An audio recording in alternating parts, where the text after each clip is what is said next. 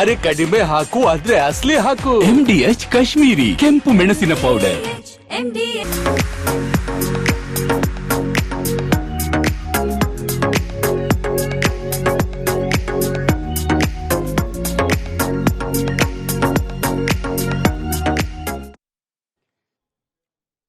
ಯಾವುದೇ ಕಾಂಪ್ರಮೈಸ್ ಇಲ್ಲದೆ republic Kannada 100% news ಕೊಡುತ್ತೆ.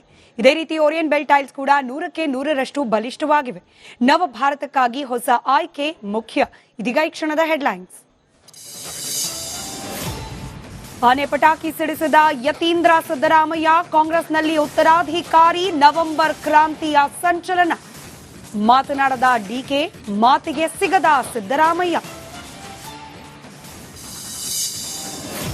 ಕಾಂಗ್ರೆಸ್ನಲ್ಲಿ ಉತ್ತರಾಧಿಕಾರಿ ಸಂಘರ್ಷ ತೀವ್ರ, ಸಿಎಂ ಪುತ್ರರ ವಿರುದ್ಧ ಬುಸುಗುಡುತ್ತಾ ಇದೆ ಡಿಕೆ ಶಿವಕುಮಾರ್ ಬಣ. ಯತೀಂದ್ರ ವಿರುದ್ಧ ಕ್ರಮಕ್ಕೆ ಆಗ್ರಹ. ಆರ್ಎಸ್ಎಸ್ ಜೊತೆಗಿನ ಫೈಟ್ನಿಂದ ಹಿಂದೆ ಸರಿತ ಸರ್ಕಾರ, ಹೊಸ ಬಿಲ್ ಬೇಡ, ಸರ್ಕಾರದ ಆದೇಶವೇ ಸಾಕು. ಸಚಿವರ ಸಲಹೆಯಿಂದ ಸಿಎಂ ಸೈಲೆಂಟ್. ಖರ್ಗೆ ಕೋಟೆಯಲ್ಲಿ ಪಥ ಸಂಚಲನ, ಫೈಟ್. ನಾಳೆ ಹೈಕೋರ್ಟ್ ಕಟಕಟೆಯಲ್ಲಿ ಅರ್ಜಿ ಭವಿಷ್ಯ. ನ್ಯಾಯಾಲಯಕ್ಕೆ ವರದಿ ಸಲ್ಲಿಸೋಕೆ ಡಿಸಿ ತಯಾರಿ.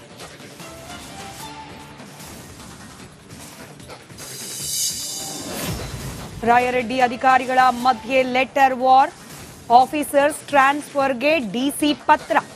ಗಣಿ ಇಲಾಖೆ ನಿರ್ದೇಶಕರಿಗೆ ಪತ್ರ ಬರೆದ ಕೊಪ್ಪಳ ಜಿಲ್ಲಾಧಿಕಾರಿ ಸುರೇಶ್ ಇಟ್ನಾಳ್.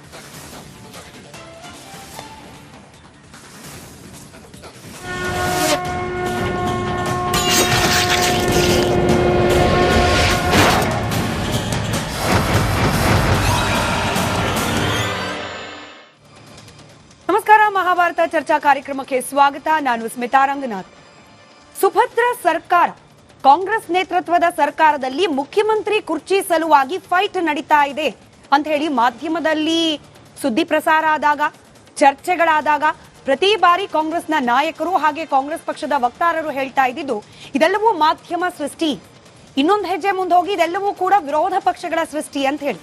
ಆದ್ರೆ ನಿನ್ನೆ ಇಡೀ ರಾಜ್ಯ, ಒಂದರ್ಥದಲ್ಲಿ ಇಡೀ ದೇಶ ದೀಪಾವಳಿ ಹಬ್ಬದ ಸಂಭ್ರಮದಲ್ಲಿ ಪಟಾಕಿಗಳನ್ನ ಸಿಡಿಸ್ತಾ ಸಂಭ್ರಮಿಸ್ತಾ ಇದ್ರೆ, ಅತ್ತ ಬೆಳಗಾವಿಯಲ್ಲಿ ದೊಡ್ಡದೊಂದು ಆನೆ ಪಟಾಕಿಯ ಸದ್ದು ಮಾಡ್ತು ರಾಜಕೀಯ ಪಡಸಾಲೆಯಲ್ಲಿ.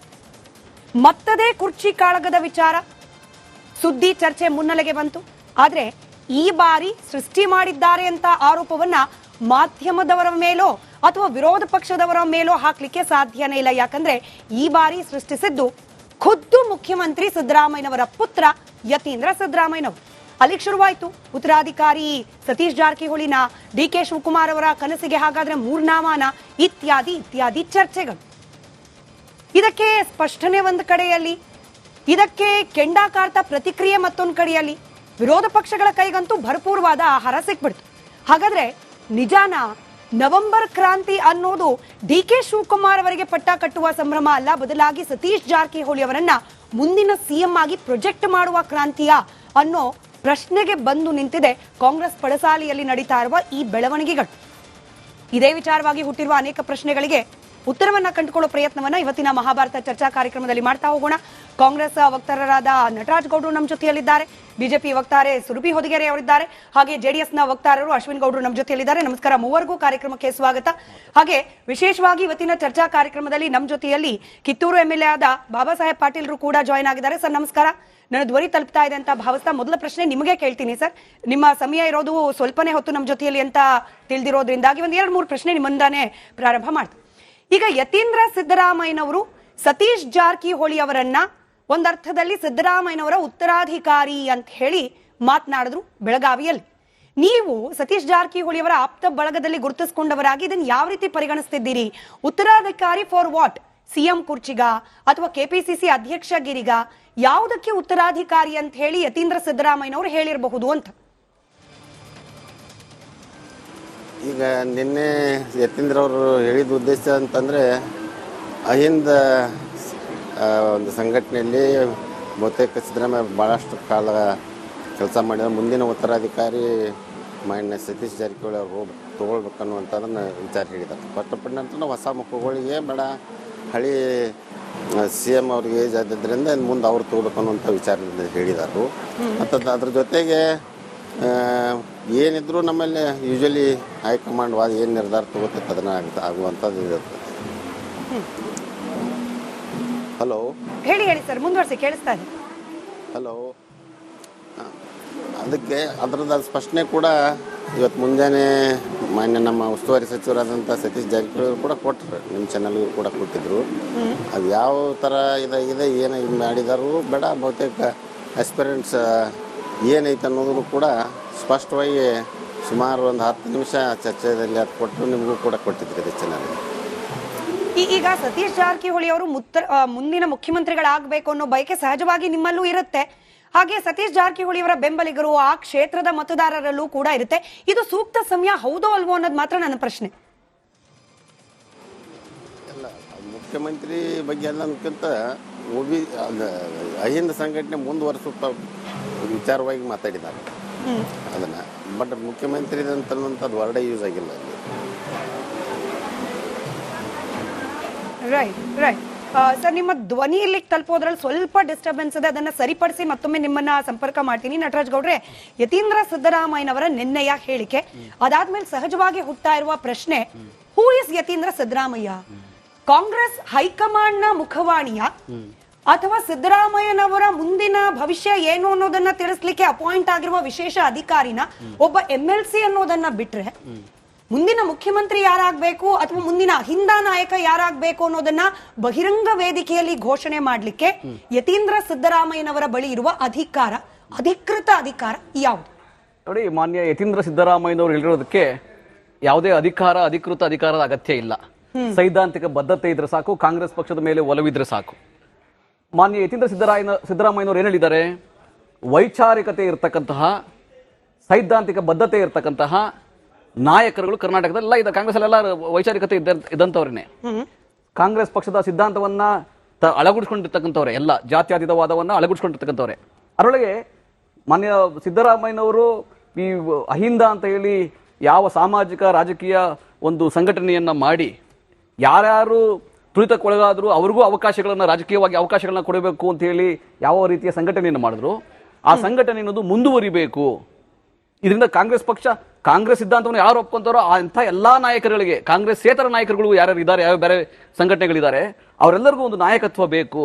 ಆ ನಾಯಕತ್ವ ವೈಚಾರಿಕ ಬದ್ಧತೆ, ಸೈದ್ಧಾಂತಿಕ ಬದ್ಧತೆ ಇರತಕ್ಕಂತಹ ಸತೀಶ್ ಜಾರಕಿಹೊಳಿ ಅವರು ತಗೊಳ್ಳಿ ಅಂತ ಹೇಳಿದೊಳಗೆ ಯಾವ ರೀತಿಯ ತಪ್ಪು ಇಲ್ಲ. ಅದೇನು ಕಾಂಗ್ರೆಸ್ ಪಕ್ಷದ KPCC ಅಧ್ಯಕ್ಷರಾಗಿ ಅಂತ ಹೇಳಿಲ್ಲ, ಅವರು ಮುಖ್ಯಮಂತ್ರಿಗಳಾಗಿ ಅಂತ ಹೇಳಿಲ್ಲ. ಯಾಕಂದ್ರೆ ಒಂದು ನಾಯಕತ್ವ ಬೇಕು ರಾಜ್ಯಗಳಿಗೆ. ಒಂದು ಸೈದ್ಧಾಂತಿಕ ಹೋರಾಟ ಮಾಡಬೇಕಾದಾಗ ಯಾರು ಇಡೀ ರಾಜ್ಯವನ್ನು ಸುತ್ತಾಡಿ, ಈಗ ಸಿದ್ದರಾಮಯ್ಯನವ್ರಿಗೆ ಇದೇ ಕೊನೆ ಚುನಾವಣೆ, ಮುಂದಿನ ರಾಜಕೀಯವಾಗಿ ಅವರು ಸಕ್ರಿಯರಾಗಿದ್ರು ಕೂಡ ಎಲ್ಲರಿಗೂ ಸಲಹೆ ಕೊಡಬಹುದು, ಸಹಕಾರ ಮಾಡಬಹುದು, ಕೆಲವು ಭಾಷಣಗಳು ಮಾಡಬಹುದೇ ಹೊರತು ಇಷ್ಟು ಸಕ್ರಿಯವಾಗಿ ಓಡಾಡಲಿಕ್ಕೆ ಸಾಧ್ಯ ಆಗೋದಿಲ್ಲ. ಹಂಗಾಗಿ ಇದು ಮುಂದುವರಿಬೇಕು, ಈ ಚಳುವಳಿ ಮುಂದುವರಿಬೇಕು ಅಂತ ಹೇಳಿದ್ದಾರೆ ಹೊರತು ಅದೊಂದು ಚಳುವಳಿ, ಸೈದ್ಧಾಂತಿಕ ಹೋರಾಟದ ಒಂದು ಚಳುವಳಿ ತಪ್ಪಲ್ಲ. ಸಿದ್ದರಾಮಯ್ಯನವರು ಅಹಿಂದ ನಾಯಕತ್ವವನ್ನ ಸತೀಶ್ ಜಾರಕಿಹೊಳಿ ತಪ್ಪಲ್ಲ. ಈಗ ಅವರ ಅಭಿಪ್ರಾಯವನ್ನ, ಮುಂದಿನ ಚಿಂತನೆಯನ್ನ ಬಹಿರಂಗವಾಗಿ ಹೇಳೋದ್ರಲ್ಲಿ ಯತೀಂದ್ರ ಸಿದ್ದರಾಮಯ್ಯನವರ ಹೇಳಿಕೆ ತಪ್ಪಲ್ಲ ಅನ್ನೋ ಹಾಗಿದ್ರೆ, ತಮ್ಮ ನಾಯಕನಿಗೆ ಮುಖ್ಯಮಂತ್ರಿ ಸ್ಥಾನ ಸಿಗ್ಲಿ ಅಂತ ಹೇಳಿ ಇಕ್ಬಾಲ್ ಹುಸೇನ್ ಅವರು ಹೇಳಿದ್ರೆ ತಪ್ಪು ಯಾಕೆ? ಶಿವಗಂಗಾ ಬಸವರಾಜ್ ಅವರು ಹೇಳಿದ್ರೆ ತಪ್ಪು ಯಾಕೆ? ಕುಣಿಗಲ್ ರಂಗನಾಥ್ ಅವರು ಹೇಳಿದ್ರೆ ತಪ್ಪು ಯಾಕೆ? ಅವ್ರಿಗೆ ನೋಟಿಸ್ ಕೊಡ್ತೀರಿ? ನೀವ್ ಹೇಳಿದ ಲಾಜಿಕ್ ಅಲ್ಲಿ ಅವರು ಕೂಡ ಮುಂದಿನ ನಾಯಕ ನಮ್ಮ DK ಶಿವಕುಮಾರ್ ಅವರಾಗ್ಲಿ ಅಂತ ಹೇಳಿದ್ರೆ ತಪ್ಪಾಗಬಾರ್ದು. ಈಗ ಸ್ಮಿತಾ ಅವರೇ, ತಮ್ಮ ಪ್ರಶ್ನೆ ತುಂಬಾ ಚೆನ್ನಾಗಿದೆ, ಆದ್ರೆ ಎರಡು ಒಂದಕ್ಕೊಂದು ಸಂಬಂಧ ಇಲ್ಲ. ಹೆಂಗೆ ಗೊತ್ತಾ? ಒಬ್ಬ ರಾಜ್ಯಾಧ್ಯಕ್ಷ ಬದಲಾವಣೆ, ಒಬ್ಬ ಮುಖ್ಯಮಂತ್ರಿಯ ಬದಲಾವಣೆಯ ಮಾತಿಗೂ ಒಂದು ಸಂಘಟನೆ, ಒಂದು ಚಳುವಳಿ, ಈ ನೇತೃತ್ವ ಸೈದ್ಧಾಂತಿಕ ಬದ್ಧತೆಯ ಹೋರಾಟಕ್ಕೂ ಅಷ್ಟು ಒಂದು ಗಟ್ಟಿ ಸಮುದಾಯದ ನಾಯಕತ್ವವನ್ನ ವಹಿಸಿಕೊಳ್ಳೋದು, is it in any way less than KPCC chairmanship? Is it in any way less than CM ಹುದ್ದೆ? ಅಂದ್ರೆ ನೀವೇನು ಅಹಿಂದ ನಾಯಕತ್ವ ಅನ್ನೋದು ಅಷ್ಟು ಕೆಳಮಟ್ಟದ್ದು ಅಂತ ಹೇಳ್ತೀರಾ? ಹಂಗಿಲ್ಲ. ದೇವರಾಜ ಅರಸುರವರ ನಂತರ ಮಾನ್ಯ ಸಿದ್ದರಾಮಯ್ಯನವರೇ ಅಹಿಂದ ನಾಯಕತ್ವವನ್ನು ವಹಿಸಿರ್ತಕ್ಕಂಥದ್ದು, ಇಡೀ ರಾಜ್ಯದಲ್ಲಿ ಸಂಘಟನೆ ಮಾಡಿರ್ತಕ್ಕಂಥದ್ದು, ಇಡೀ ದೇಶಕ್ಕೆ ಮಾದರಿಯಾಗಿರ್ತಕ್ಕಂಥ ನಾಯಕ ಸಿದ್ದರಾಮಯ್ಯನವರು. ಅದರೊಳಗೆ ಯಾರು ಡಿಸ್ಪ್ಯೂಟ್ ಮಾಡಕ್ ಸಾಧ್ಯನೇ ಇಲ್ಲ. ಕಾಂಗ್ರೆಸ್ ಸಂಘಟನೆ ಇಲ್ಲಿವರೆಗೂ ಮಾಡ್ಕೊಂಡು ಬಂದವರು ಕೂಡ ಆ ಸೈದ್ಧಾಂತಿಕವಾಗಿ ಯಾವ್ಯಾವ ಸಮುದಾಯಗಳಿಗೆ ಯಾವ ರೀತಿಯ ಪ್ರಾಶಸ್ತ್ಯವನ್ನ ಕೊಡಬೇಕು ಅಂತೇಳಿ ಕಾಂಗ್ರೆಸ್ ನಾಯಕರು ಕೂಡ ಅದ್ರ ಬಗ್ಗೆ ಆಲೋಚನೆ ಮಾಡಬೇಕು. ರಾಹುಲ್ ಗಾಂಧಿ ಅವರು ಇಡೀ ರಾಷ್ಟ್ರದಲ್ಲಿ ಒಂದು ಈ ಹಿಂದುಳಿದ ವರ್ಗದವರ ಒಂದು ಅಧಿವೇಶನ ಮಾಡ್ಬೇಕಂತ ಇವತ್ತು ರಾಹುಲ್ ಗಾಂಧಿ ಅವರು ಹೇಳಿದ್ರು, ಸೋನಿಯಾ ಗಾಂಧಿ ಅವರು ಹೇಳಿದ್ರು, ಎಐಸಿಸಿ ಪ್ರೆಸಿಡೆಂಟ್ ಮಲ್ಲಿಕಾರ್ಜುನ್ ಖರ್ಗೆ ಅವರು ಹೇಳಿದ್ರು, ಅಥವಾ ಡಿ.ಕೆ. ಶಿವಕುಮಾರ್ ಅವರು ಹೇಳಿದಿದ್ರೆ ದೊಡ್ಡ ಮಟ್ಟಕ್ಕೆ ಚರ್ಚೆ ಆಗ್ತಿರ್ಲಿಲ್ಲ. ನಾನು ಅದಕ್ಕೆ ಮೊದಲೇ ಪ್ರಶ್ನೆ ಕೇಳಿದೆ, ಅಹಿಂದ ನಾಯಕತ್ವವನ್ನ ಬಹಿರಂಗ ವೇದಿಕೆಯಲ್ಲಿ ಘೋಷಣೆ ಮಾಡ್ಲಿಕ್ಕೆ ಹೂ ಈಸ್ ಯತೀಂದ್ರ ಸಿದ್ದರಾಮಯ್ಯ ಅವರಿಗಿರುವ ಅಧಿಕೃತ ಅಧಿಕಾರ ಏನು? ನೋಡಿ, ಅಧಿಕೃತ ಅಧಿಕಾರ ಬೇಕಾಗಿಲ್ಲ. ಯಾರು ವೈಚಾರಿಕತೆಯಲ್ಲಿರ್ತಾರೆ, ಯಾರು ಸೈದ್ಧಾಂತಿಕ ಬದ್ಧತೆ ಇರ್ತಾರೆ, ಯಾರು ನಿಷ್ಠಾವಂತ ಕಾಂಗ್ರೆಸ್ ಕಾರ್ಯಕರ್ತರು ಇರ್ತಾರೆ, ಯಾರು ಬೇಕಾದ್ರೂ ಇಂಥ ಹೇಳಿಕೆಗಳು ಕೊಡಬಹುದು, ಸಂಘಟನೆಗೆ ಅನುಕೂಲ ಆಗುವಂತ ಹೇಳಿಕೆ. ಯಾವ ತೊಂದರೆ ಇಲ್ಲ, ಇದು ಮುಖ್ಯಮಂತ್ರಿ ಬದಲಾವಣೆ, ಅಧ್ಯಕ್ಷರ ಬದಲಾವಣೆ ವಿಷಯ ಏನಿಲ್ಲ. ಹಂಗಾಗಿ ತಪ್ಪಿಲ್ಲ, ಈ ಪ್ರಶ್ನೆ ಬರೋದಿಲ್ಲ. ಕರೆಕ್ಟ್ ಸುರ್ಬಿ ಅವರೇ. ನೋಡ್ರಿ, ಬಟ್ ಎಂತ ಕಾಂಟ್ರಡಿಕ್ಷನ್ ಅಂದ್ರೆ, ಹೀಗೆ ತಪ್ಪಿಲ್ಲದ ಹೇಳಿಕೆಯನ್ನ ಅದೇ ಪಕ್ಷದ ಇಕ್ಬಾಲ್ ಹುಸೇನ್ ಅವರು ಎಳಸು ಹೇಳಿಕೆ. ಸ್ವಲ್ಪ ನಿಗಾ ಇಟ್ಕೊಂಡು ಮಾತನಾಡಬೇಕು ಯತೀಂದ್ರ ಸಿದ್ದರಾಮಯ್ಯನವರು. ಹಿಂಗ್ ಬಹಿರಂಗ ವೇದಿಕೆಯಲ್ಲಿ ನೀವು ಮಾತನಾಡ್ಬಿಟ್ಟು ಪಕ್ಷದ ಒಳಗೆ ಗೊಂದಲ ಕ್ರಿಯೇಟ್ ಮಾಡಬಾರದು. ಯಾಕಪ್ಪ, ಒಬ್ಬ ಪಕ್ಷದ ಶಾಸಕರಿಗೆ ಇಕ್ಬಾಲ್ ಹುಸೇನ್ ಅವರು ಹಾದಿ ಬೀದಿ ಓಡೋಡೋರಲ್ಲ, is a people representative from the Congress party. ಅವರಿಗೆ ಇದು ಎಳಸು ಹೇಳಿಕೆ ಅಂತ ಅನಿಸ್ತಿದೆ.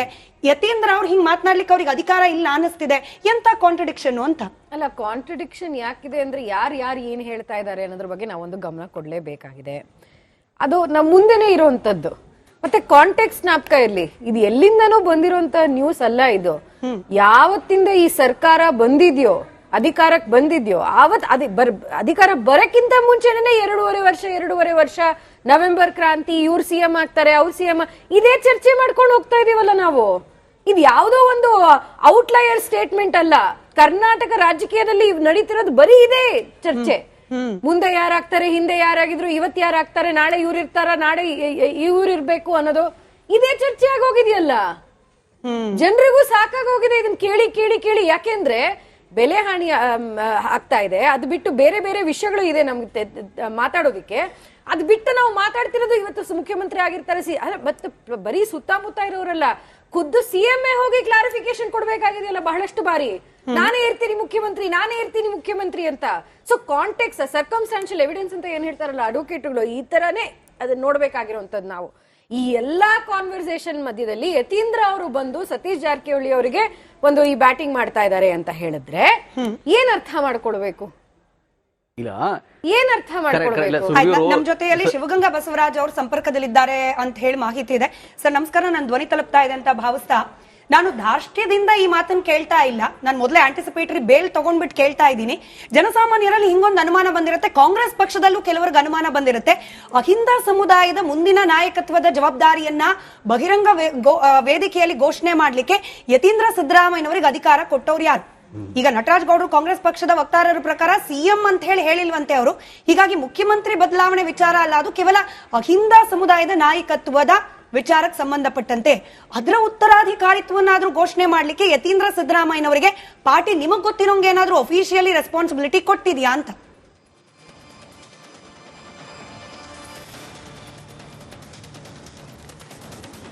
ಈಗ ಅವರು ಅವರ ವೈಯಕ್ತಿಕ ಹೇಳಿಕೆ ಕೊಟ್ಟಿದ್ದಾರೆ ಮೇಡಮ್. ಈಗ ಅವ್ರ ವೈಯಕ್ತಿಕ ಹೇಳಿಕೆಗೆ ನಾವೇನು ವಿರೋಧ ಮಾಡಕ್ಕಾಗಲ್ಲ. ಅವರೇ ಅಧಿಕೃತವಾಗಿ ಪಕ್ಷದ ಒಂದು ಹಿಂಗೆ ಹೈಕಮಾಂಡ್ ಇಂದ ಬಂದಿದೆ ಅಥವಾ ಹೈಕಮಾಂಡ್ ಅಧಿಕೃತವಾಗಿ ಹೇಳಿದ್ದಾರೆ ಅಂತ ಹೇಳಿದ್ರೆ ಏನಾರ ಉತ್ತರ ಕೊಡ್ಬೋದು ಇದಕ್ಕೆ. ಅವ್ರ ವೈಯಕ್ತಿಕ ಹೇಳಿಕೆಗೆಲ್ಲ ಉತ್ತರ ಕೊಡೋದಾಗುತ್ತಾ? ಬಟ್ ನಿಮ್ ಪಕ್ಷದಲ್ಲಿ ವೈಯಕ್ತಿಕ ಹೇಳಿಕೆಗಳಿಗೆ ನೋಟಿಸ್ ಕೊಡ್ತಾರಲ್ಲ ಸರ್?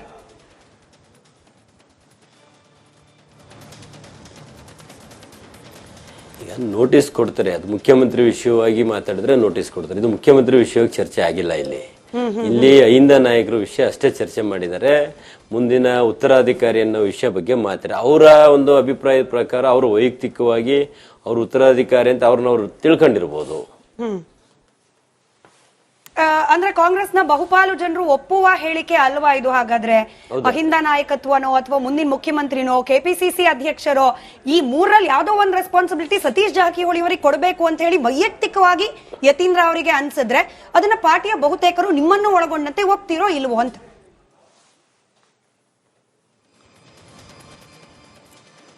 ಈಗ ನೋಡ್ರಿ, ಸತೀಶ್ ಜಾರಕಿಹೊಳಿ ಸಾಹೇಬ್ರು ಅಥವಾ ಇನ್ನೊಬ್ರು ಅಂತಲ್ರಿ, ಯಾರಿಗೆ ಕೊಟ್ರು ಹೈಕಮಾಂಡು ಯಾರಿಗೆ ಕೊಟ್ರು ನಾವು ಅದು ಸ್ವಾಗತ ಮಾಡ್ಲೇಬೇಕಾಗ್ತದೆ, ಮಾಡ್ತೀವಿ. ಹಂಗಂತ ಈಗ ನಾನು ಒಂದೇ ಸರಿ ಯಾರ್ದಾರು ಒಂದು ಹೆಸರು ಹೇಳದೆ ಅಂದ್ರೆ ನಾನು ವೈಯಕ್ತಿಕ ಅಭಿಪ್ರಾಯ ಬಿಟ್ಟರೆ ಇದು ಹೈಕಮಾಂಡ್ ತೀರ್ಮಾನನೂ ಅಲ್ಲ, ಎಲ್ಲ ಶಾಸಕರ ಅಭಿಪ್ರಾಯನೂ ಅಲ್ಲ. ಸರಿ, ನಮ್ಮ ಜೊತೆಯಲ್ಲಿ ಕುಣಿಗಲ್ ರಂಗನಾಥ್ ಅವರು ಕೂಡ ಇದ್ದಾರೆ ಅಂತ ಹೇಳಿ ಮಾಹಿತಿ ಇದೆ. ಹಾಗೆ ಬಾಬಾ ಸಾಹೇಬ್ ಪಾಟೀಲ್ ಸರ್ದು ಕನೆಕ್ಷನ್ ಕೂಡ ಸರಿ ಹೋಗಿದೆ ಅಂತ ಹೇಳಿ. ರಂಗನಾಥ್ ಸರ್, ನಾನು ಧ್ವನಿ ತಲುಪ್ತಾ ಇದ್ರೆ ನಾನು ಈಗಷ್ಟೇ ಶಿವಗಂಗಾ ಬಸವರಾಜ್ ಸರಿ ಕೇಳ್ತಾ ಇದ್ದೆ, ಹಿಂಗೆ ವೈಯಕ್ತಿಕ ಅಭಿಪ್ರಾಯಗಳನ್ನ ನಾಯಕತ್ವದ ವಿಚಾರಕ್ಕೆ ಸಂಬಂಧಪಟ್ಟಂತೆ ಯಾರಾದ್ರೂ ಹೇಳಿದ್ರೆ ಅವರಿಗೊಂದು ನೋಟಿಸ್ ಕೊಡುವ ಸಂಪ್ರದಾಯ ಕಾಂಗ್ರೆಸ್ ಪಕ್ಷದಲ್ಲಿದೆ. ಇದು ಸಿಎಂ ಕುರ್ಚಿಗೆ ರಿಲೇಟೆಡ್ ಅಲ್ಲದೆ ಹೋದ್ರೂ ಕೂಡ ಉತ್ತರಾಧಿಕಾರಿ ಅಹಿಂದ ಸಮುದಾಯದ ನಾಯಕತ್ವಕ್ಕೆ ಅಂದಾಗ ಇದು ನೋಟಿಸ್ ಕೊಡಬಲ್ಲಂತಹ ಹೇಳಿಕೆಯ ಅಲ್ವಾ ಅಂತ ಹೇಳಿ ನನ್ನ ಪ್ರಶ್ನೆ. ರಂಗನಾಥ್ ಸರ್, ನಾನು ಧ್ವನಿ ತಲುಪ್ತಾ ಇದ್ರೆ. ಓಕೆ, ನಿಮ್ ಗಮನದಲ್ಲಿ ಇರ್ಲಿ, ಕಾಂಗ್ರೆಸ್ ಪಕ್ಷ ಇವತ್ತು ಸುಮಾರು 3 ವರ್ಷ ಆಗಿದೆ. ಯಾರೂನು ಎಲ್ಲ ವಿಚಾರದಲ್ಲೂ ಪ್ರತಿಯೊಬ್ಬ ಕಾಂಗ್ರೆಸ್ಸಿನ ನಾಯಕರಾದಂಥವರು, ಸಾಕಷ್ಟು ಜನ ಸೀನಿಯರ್ಸ್ ಇರೋರು ಎಲ್ಲರೂ ಕಾಂಗ್ರೆಸ್ಸಿನ ಪಕ್ಷದ ಸಂಘಟನೆಗೆ ತೋಡ್ಕೊಂಡು ತಮಗೆ ಕೊಟ್ಟಂತ ಜವಾಬ್ದಾರಿಗಳನ್ನ ಮಾಡಬೇಕು ಅನ್ನೋ ಚಿಂತನೆಯಲ್ಲಿದ್ದಾರೆ. ನೀವು ಮಾಧ್ಯಮದವರು ನಾನಾ ತರ ಹೇಳಿಕೆಗಳನ್ನ ಬೇರೆ ಬೇರೆ ರೀತಿಯಲ್ಲಿ ವ್ಯಾಖ್ಯಾನ ಮಾಡ್ಕೊಂಡು ನಾವು ನಮ್ಗಿರೋಂತ ಗುರಿಗಳು, ನಮ್ಗಿರೋಂತ ಜವಾಬ್ದಾರಿಗಳು, ನಮ್ಗಿರೋಂತ ಸಾಕಷ್ಟು ಕೆಲಸಗಳನ್ನ ಮಾಡೋದ ಒಂದು ಗುರಿ ಇಟ್ಕೊಂಡು ನಾವು ಮಾಡ್ಬೇಕೇ ಹೊರತು ಈ ಒಂದು ಹೇಳಿಕೆಗಳಿಗೆ ರಿಯಾಕ್ಷನ್ ಮಾಡೋಂಥದ್ದು ಮತ್ತು ಪಾರ್ಟಿಗಳಿಗೆ ಗೊಂದಲ ಮಾಡೋಂಥದ್ದು ನಾವು ಪ್ರಶ್ನೆ ಯಾಕೆ ಕೇಳ್ತೀವಿ ಅಂದ್ರೆ, ನೋಡಿ, ಮತದಾರರ ವಾಯ್ಸ್ ಮತದಾರರು ವೋಟ್ ಹಾಕಿದ್ಯಾಕೆ? ಒಂದು ಸುಭದ್ರವಾದ ಸರ್ಕಾರ ರಚನೆ ಆದ್ರೆ, ಈ ಅಧಿಕಾರದ ಬಗ್ಗೆ ಲಾಲಸೆ ಅಥವಾ ಕಚ್ಚಾಟ ಆಂತರಿಕವಾಗಿ ಇಲ್ಲದೆ ಇರೋ ಒಂದು ಸರ್ಕಾರ ರಚನೆ ಆದ್ರೆ ಅಭಿವೃದ್ಧಿ ಕಡೆ ಫೋಕಸ್ ಕೊಡಬಹುದು ಅನ್ನೋ ಕಾರಣಕ್ಕೆ ಮತದಾರರು ಸುಭದ್ರ ಸರ್ಕಾರ ರಚನೆ ಮಾಡಿದ್ದಾರೆ. ಆದ್ರೆ ರಚನೆ ಆದ ದಿನದಿಂದಲೂ ಕೂಡ ಮುಖ್ಯಮಂತ್ರಿ ಬದಲಾವಣೆಯಂತೆ, ನವೆಂಬರ್ ಅಂತೆ, ಸೆಪ್ಟೆಂಬರ್ ಅಂತೆ, ಅಕ್ಟೋಬರ್ ಅಂತೆ, ಆಯ್ತಪ್ಪ ಇಷ್ಟ ದಿನ ನೀವು ಹೇಳ್ತಿದ್ರಿ ಅಂದ್ರೆ ಕಾಂಗ್ರೆಸ್ನವರು ಹೇಳ್ತಿದ್ರಿ ಇದು ಮಾಧ್ಯಮ ಸೃಷ್ಟಿ, ವಿರೋಧ ಪಕ್ಷದ ಸೃಷ್ಟಿ. ಇವತ್ತು ಮಾತನಾಡಿರೋದು ಖುದ್ದು ಮುಖ್ಯಮಂತ್ರಿಗಳ ಮಗ. ಅವ್ರ ಬಾಯಲ್ಲಿ ಹಿಂಗ್ ಬಂದಾಗ ನಾವು ಕೇಳದೆ ಹೋದ್ರೆ ಜನರ ಮನಸ್ಸಲ್ಲಿರೋ ಪ್ರಶ್ನೆಗಳಿಗೆ ಉತ್ತರ ಸಿಗೋದು ಹೇಗೆ ಅಂತ. ಈಗ ಯಾರೋ ಬರ್ತಾರೆ, ಮಾತನಾಡ್ತಾರೆ, ಹೋಗ್ತಾರೆ, ಜನರಲ್ಲಿರೋ ಕನ್ಫ್ಯೂಷನ್ ಉತ್ತರ ಕೊಡೋರು ಯಾರು ಹಾಗಾದ್ರೆ? ಮಾತಾಡ್ಬೋದಾ? ಹೇಳಿ ಸರ್, ನಿಮ್ಗೆ ಪ್ರಶ್ನೆ. ಎಲ್ಲ ನೀವೇ ಮಾತಾಡ್ಬಿಡ್ತಿದ್ದೀರಿ. ಇಲ್ಲ ಸರ್, ನಿಮ್ಗೆ ಇನ್ 1/4 ಗಂಟೆ ಸಮಯ ನಿಮ್ಗೆ ಕೊಡ್ತೀನಿ, ಹೇಳಿ. ಬೇಡಿ, ನನ್ಗೇನ್ 1/4 ಗಂಟೆ ಎಲ್ಲ ನಾನು ಕೆಲಸ ಮಾಡ್ತಾ ಇದ್ದೀನಿ, ಹಳ್ಳಿಲಿದ್ದೆ, ಈಗ ಬಂದೆ ಮನೆಗೆ. ಈ ವಿಚಾರ ನಾನು ಒಂದೇ ಮಾತು ವಿಚಾರ, ನಮ್ಗೆ ಕಾಂಗ್ರೆಸ್ ಪಕ್ಷ ಒಂದು ಜವಾಬ್ದಾರಿ ಕೊಟ್ಟಿದೆ. ನಮಗೆ ತಾಲೂಕಲ್ಲಿ ನಮ್ಮನ್ನ ಆಯ್ಕೆ ಮಾಡಿ ಶಾಸಕರು ಮಾಡಿದ್ದಾರೆ. ಇವತ್ತು ಹೈಕಮಾಂಡ್ ಅವರು ನಿರ್ಧಾರ ತೆಗೆದುಕೊಂಡಂತ ಜವಾಬ್ದಾರಿಗಳನ್ನ ನಾವುಗಳು ಹೇಳಿಕೆ ಕೊಟ್ಕೊಂಡು ನೀವ್ ಹೇಳದಂಗೆ ಗೊಂದಲಗಳು ಮಾಡಕೂಡುದು ಅನ್ನೋದೊಂದು ಶಿಸ್ತಿನ ಒಂದು ಪಕ್ಷವಾಗಿ ನಾವು ಅದಕ್ಕೆ ಊರ್ಜಿತವಾಗಿ ನಮ್ಮ ಕರ್ತವ್ಯಗಳು ಮಾಡಬೇಕು. ನನ್ನನ್ನು ಒಳಗೊಂಡಂತೆ ನಾನು ಪ್ರತಿ ಬಾರಿ ಹೇಳಿಕೆ ವಿಚಾರಗಳಲ್ಲಿ ನನ್ನ ಹೆಸರುಗಳನ್ನು ಒಂದ್ಸಲ ಬಹಳಷ್ಟು ತರ್ಕ ಮಾಡಿದೀರಿ ನೀವು. ನಾನ್ ಮಾತ್ರ ಇಷ್ಟನ್ನ ಹೇಳಬಲ್ಲೆ. ನಾನು ನಮ್ಮ ಕಾಂಗ್ರೆಸ್ ಪಕ್ಷ ಇವತ್ತು ಜನರು ಆಯ್ಕೆ ಮಾಡಿರೋಂಥದ್ದು ಬಹಳಷ್ಟು ಆಸೆ ಇಟ್ಕೊಂಡು ಮಾಡಿದ್ದಾರೆ. ಅದರಂತೆ ನಮ್ಮೆಲ್ಲ ನಾಯಕರು, ನಮ್ಮ ಮುಖ್ಯಮಂತ್ರಿಗೆ ಸಾಹೇಬ್ರು ಮತ್ತು ಉಪಮುಖ್ಯಮಂತ್ರಿ ಸಾಹೇಬ್ರು ಒಳ್ಳೆ ಒಂದು ಗ್ಯಾರಂಟಿ ಸ್ಕೀಮ್ ಇಂದ ಹಿಡಿದು ಪ್ರತಿಯೊಂದು ದಿನ ಬಡವರಿಗೆ ಹಲವಾರು ಯೋಜನೆಗಳು ಕೊಟ್ಟಿದ್ದೇವೆ. ಯಾರು ಹಿಂದೆ ಮಾಡದೇ ಇರೋಂಥದ್ದು, ಮುಂದೆ ಮಾಡದೇ ಇರೋಂಥದ್ದು. ಸೊ ಹಾಗಾಗಿ ನಾವು ಆ ದಿಕ್ಕಿನಲ್ಲಿ ಕೆಲಸ ಮಾಡೋಂಥದ್ರಲ್ಲಿ ಈ ಮಧ್ಯೆ ನಿಮಗೆ ಒಂದು ಏನೇನು ಈ ಹೇಳಿಕೆಗಳ ಗೊಂದಲಗಳನ್ನ ನಿವಾರಣೆ ಮಾಡ್ಲಿಕ್ಕೆ ನೀವು ಕೇಳ್ತಾ ಇದ್ದೀರಿ ನಮ್ಮನ್ನ. ನಾನು ಅದಕ್ಕೆ ಒಂದು ಮಾತು ಹೇಳಲಿಕ್ಕೆ ಇಚ್ಛೆ ಪಡ್ತೇನೆ. ನಾನು ಕಾಂಗ್ರೆಸ್ ಪಕ್ಷದ ಒಬ್ಬ ಸೇವಕನಾಗಿ, ಶಿಸ್ತಿನ ಸಿಪಾಯಿಯಾಗಿ ಯಾವುದೇ ಗೊಂದಲ ಇಲ್ಲ. ಅದೇನಾರ ವಿಚಾರಗಳು ಯಾವ್ದಾರ ಇದ್ರು ಅದು ಹೈಕಮಾಂಡ್ ಅವರು ನಿರ್ಧಾರ ತೆಗೆದುಕೋತಾರೆ. ನಮ್ಮ ಹೈಕಮಾಂಡ್ ಪಕ್ಷ ಅಂತ ಹೇಳಲಿಕ್ಕೆ ಇಚ್ಛೆ ಪಡ್ತೇನೆ.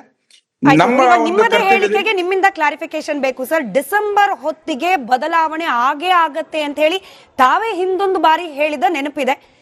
ನೆನಪು ಸರಿ ಇಲ್ಲ ಅಂತಂದ್ರೆ ನೀವು ಕರೆಕ್ಟ್ ಮಾಡಿ ಹೇಳ್ಬಿಡಿ. Correct. If you are wrong, you please correct yourself. If I am wrong, you please correct me. ನಾನು ಯಾವತ್ತು ಡಿಸೆಂಬರ್ ವಿಚಾರನ ಮಾತಾಡಿಲ್ಲ. ನಾನು ಯಾವುದೋ ವಿಚಾರಗಳಲ್ಲಿ ಮಾತಾಡ್ಬೇಕಾದ್ರೆ ನನ್ನ ಭಾಷೆಗಳು, ನನ್ನ ಪದಗಳು, ಬಳಕೆಗಳು ನೀವು ಅಬ್ಸರ್ವ್ ಮಾಡಿಲ್ಲ. ನಾನು ಪ್ರತಿ ಬಾರಿ ಹೇಳ್ತಾ ಇರ್ತೇನೆ, ಆ ವಿಚಾರಗಳಲ್ಲಿ ಹೈಕಮಾಂಡ್ ತೆಗೆದುಕೊಂಡಂತ ನಿರ್ಧಾರಕ್ಕೆ ನಾವು ಈ ಒಂದು ವ್ಯವಸ್ಥೆಯಲ್ಲಿ ಮಾತುಗಳನ್ನ, ಹೇಳಿಕೆಗಳನ್ನು ಕೊಡಕೂಡುದು. ನೀವು ಕೇಳ್ತೀರಿ ಆಗ್ಬೋದ ಮುಂದಕ್ಕೆ, ಹೌದು ಅಂತೀವಿ. ಅದು ಬಿಟ್ಟು ನಾವು ಯಾವುದೇ ವಿಚಾರದಲ್ಲೂ ಹಿಂಗಾಗತ್ತೆ, ಈ ತಿಂಗಳಲ್ಲಿ ಆಗತ್ತೆ, ಈ ಮಂತ್ ಆಗತ್ತೆ ಅಂತ ಹೇಳಿಕೆ ಕೊಡಬಾರ್ದು. ನಮ್ಗೂನು ಎಲ್ಲ ಶಿಸ್ತಿನ ಒಂದು ಸೂಚನೆ ಕೊಟ್ಟಿದ್ದಾರೆ. ನಾವು ಅದಕ್ಕೆಲ್ಲ ನಿಮ್ಗೆ ಒಂದೇ ಕೇಳೋದು, ನಾವೆಲ್ಲರೂ ಒಂದೇ ಕುಟುಂಬದಲ್ಲಿ ಇದ್ದೇವೆ, ಯಾವುದೇ ಗೊಂದಲ ಇಲ್ಲ. ಜನಕ್ಕೆ ಬೇಕಾದಂತದ್ದು ಪ್ರತಿ ಬಾರಿ ಬೆಳಗ್ಗೆಯಿಂದ ರಾತ್ರಿ ತನಕ ನಮ್ಮ ಮುಖ್ಯಮಂತ್ರಿಗಳು ಕಷ್ಟಪಡ್ತಾ ಇದ್ದಾರೆ. ಬೆಳಗ್ಗೆಯಿಂದ ಮಧ್ಯರಾತ್ರಿವರೆಗೂ ನಮ್ಮ ಉಪಮುಖ್ಯಮಂತ್ರಿಗಳು ಕಷ್ಟಪಡ್ತಾ ಇದ್ದಾರೆ. ಎಲ್ಲಾ ಸಚಿವರು ಜನರ ಸಾಮಾನ್ಯರ ಮಧ್ಯೆ ಇದ್ದಾರೆ. ನಾವುಗಳು ಜನರ ಮಧ್ಯೆ ಹಳ್ಳಿಗಳಲ್ಲಿ ಇದ್ದೇವೆ. ನೀವು ದಯವಿಟ್ಟು ಇಷ್ಟನ್ನ ನಿಲ್ಲಿಸಿ, ಯಾವುದೇ ಗೊಂದಲವಿಲ್ಲದೆ ಕಾಂಗ್ರೆಸ್ ಪಕ್ಷ ನಿಮಗೆ ಗೊತ್ತಿದೆಯೋ ಇಲ್ಲೋ ಗೊತ್ತಿಲ್ಲ, ಧರ್ಮಸ್ಥಳ ವಿಚಾರ, RSS ಬ್ಯಾನ್ ವಿಚಾರ, ಇದ್ರಲ್ಲಿ ಮಾಧ್ಯಮಗಳು ಕೂಡ ಬಿಸಿ ಇದ್ದ ಸಂದರ್ಭದಲ್ಲಿ ಯತೀಂದ್ರ ಸಿದ್ದರಾಮಯ್ಯನವ್ರು ಮತ್ತೆ ಮುನ್ನೆಲೆಗೆ ತಂದಿರೋದು. ಸರ್ ದಯಮಾಡಿ ನೀವು ನಮಗ್ ಹೇಳ್ರಿ, ನಮ್ಗೆ ಅರ್ಥ ಆಯ್ತು.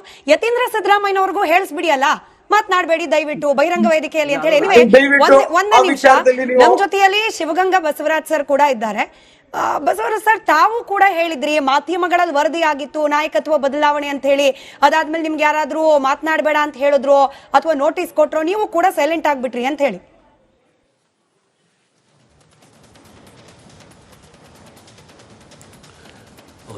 ಸೈಲೆಂಟ್ ಆದ್ವಿ ಅನ್ನೋದಕ್ಕಿಂತ ಹೆಚ್ಚಿಗೆ ನೋಟಿಸ್ ಕೊಟ್ರು ಅನ್ನೋದಕ್ಕಿಂತ ಮುಂಚೆ ನಾವು ಪಕ್ಷದ ಶಿಸ್ತಿನ ಸಿಪಾಯಿ. ಪಕ್ಷಕ್ಕೆ ಯಾವುದೇ ರೀತಿಯ ಧಕ್ಕೆ ಆಗಬಾರ್ದು, ಪಕ್ಷಕ್ಕೆ ನಿಷ್ಠೆಯಾಗಿರಬೇಕು, ನಮ್ಮ ಹೈಕಮಾಂಡ್ಗೆ ಯಾವುದೇ ರೀತಿಯ ಮುಜುಗರ ಆಗಬಾರ್ದು ಅನ್ನೋ ನಿಟ್ಟಿನಲ್ಲಿ ನಾವು ಹೈಕಮಾಂಡ್ ಏನ್ ಹೇಳುತ್ತೋ ಅದಕ್ಕೆ ಭಾಗವಹಿಸಂತವ್ರು. ಬಟ್ ಡಿಸೆಂಬರ್ ನಲ್ಲಿ ಬದಲಾವಣೆ ಆಗ್ಲೇಬೇಕು. ಇಕ್ಬಾಲ್ ಹುಸೇನ್ ಅವರು ಇವತ್ತೂ ಹೇಳಿದ್ದಾರೆ, ಯತೀಂದ್ರ ಸಿದ್ದರಾಮಯ್ಯನವರು ಹಿಂಗೆ ಎಳೆಸೆಳಸಾಗೆಲ್ಲ ಹೇಳಿಕೆಗಳನ್ನ ನೀಡಬಾರ್ದು, ಆಂತರಿಕವಾಗಿ ಭಿನ್ನಾಭಿಪ್ರಾಯಗಳನ್ನ ಸೃಷ್ಟಿ ಮಾಡಬಾರ್ದು ಅಂತ ಹೇಳಿ.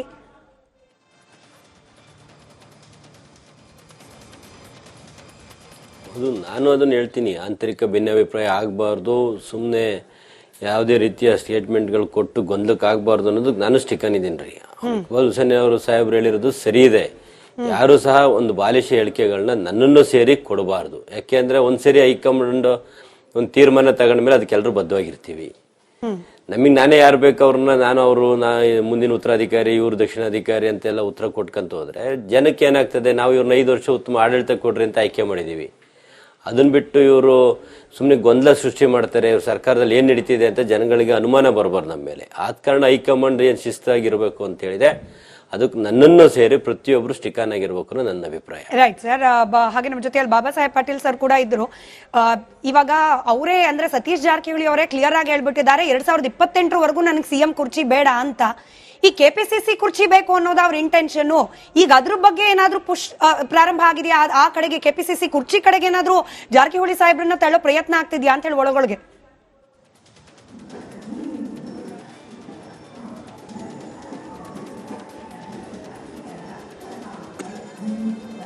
ಇಲ್ಲ, ಅದನ್ನ ಪ್ರಸ್ತಾಪ ಮಾಡಿಲ್ಲ. ಯತೀಂದ್ರ ಅವರು ಅದನ್ನ ಪ್ರಸ್ತಾಪ ಮಾಡಿಲ್ಲ. ಅವ್ರು ಹೇಳಿ ಸರ್. ಬಾಬಾ ಸಾಹೇಬ್ ಪಾಟೀಲ್ ಸರ್ ಇದ್ದಾರೆ, ಅವ್ರಿಗೆ ನನ್ನ ಧ್ವನಿ ತಲುಪ್ತಾ ಇದೆಯಾ? ಅವ್ರು ಹೇಳಿ, ಅವ್ರು ಉತ್ತರ ಕೊಡಿ. ರಾಜ್ಯದ ತೀರ್ಮಾನ ಆಗುವಂತದಲ್ಲ. ಹಲೋ, ಹೇಳಿ ಸರ್, ಮಾತಾಡಿ. ಹಲೋ ಸರ್, ಕೇಳಿಸ್ತಾ ಇದ್ರೆ ನನ್ನ ಧ್ವನಿ? KPCC ಹುದ್ದೆಗಾದ್ರೂ ಸತೀಶ್ ಜಾರಕಿಹೊಳಿ ಅವರನ್ನ ಕೂರಿಸೋ ಪ್ರಯತ್ನದ ಭಾಗವಾ ಇದು ಅಂತ? ಆ ಥರ ಏನಿಲ್ಲ ಮೇಡಮ್. ಬಟ್ ಆಸ್ಪಿರೆಂಟ್ ಇದ್ದು ಕೂಡ ಏನೇ ವಾಟ್ ಎವರ್ ಡಿಸಿಷನ್ ತಗೊಂಡ್ರೆ ಹೈಕಮಾಂಡ್ ಮೇಲೆ ಅವಲಂಬನೆ ಆಗ್ತದೆ. Right right. ಧನ್ಯವಾದ ಮೂವರಿಗೂ ಕೂಡ ಕಾರ್ಯಕ್ರಮದಲ್ಲಿ ಭಾಗಿಯಾಗಿದ್ದಕ್ಕೆ, ಹಾಗೆ ಸಮಯ ಕೊಟ್ಟಿದ್ದಕ್ಕಾಗಿ. ಮಾತನಾಡ್ತಾ ಇದ್ವಿ ಯತೀಂದ್ರ ಸಿದ್ದರಾಮಯ್ಯನವರ ಹೇಳಿಕೆ ಬಗ್ಗೆ. ಶಿವಗಂಗಾ ಬಸವರಾಜ್ ಸರ್ ಇದ್ದಾರೆ. ಸರ್, ಒಂದೇ ಒಂದು ನಿಮಿಷದ ಸಹನೆ ಸಹಕಾರ ನಮ್ಮ ಜೊತೆಯಲ್ಲಿ JDS ವಕ್ತಾರರಿದ್ದಾರೆ. ಅವರೊಂದು ಕ್ವಿಕ್ ರಿಯಾಕ್ಷನ್ ತಗೊಂಡು ವಾಪಸ್ ನಿಮ್ಮ ಹತ್ರ ಬರ್ತೀನಿ. 5 ವರ್ಷ ನಾನೇ CM ಅಂತ ಹೇಳಿ ಕನಿಷ್ಠ ಪಕ್ಷ 10 ಸತಿ ಹೇಳಿದ್ದಾರೆ ಮುಖ್ಯಮಂತ್ರಿಗಳು. ಈಗ ಮುಂದಿನ ಉತ್ತರಾಧಿಕಾರಿ ಬಗ್ಗೆ ಅವ್ರ ಪುತ್ರನೇ ಮಾತನಾಡಿರೋದ್ರಿಂದ ಇದು ಮತ್ತೊಂದು ಕಾಂಟ್ರಡಿಕ್ಷನ್.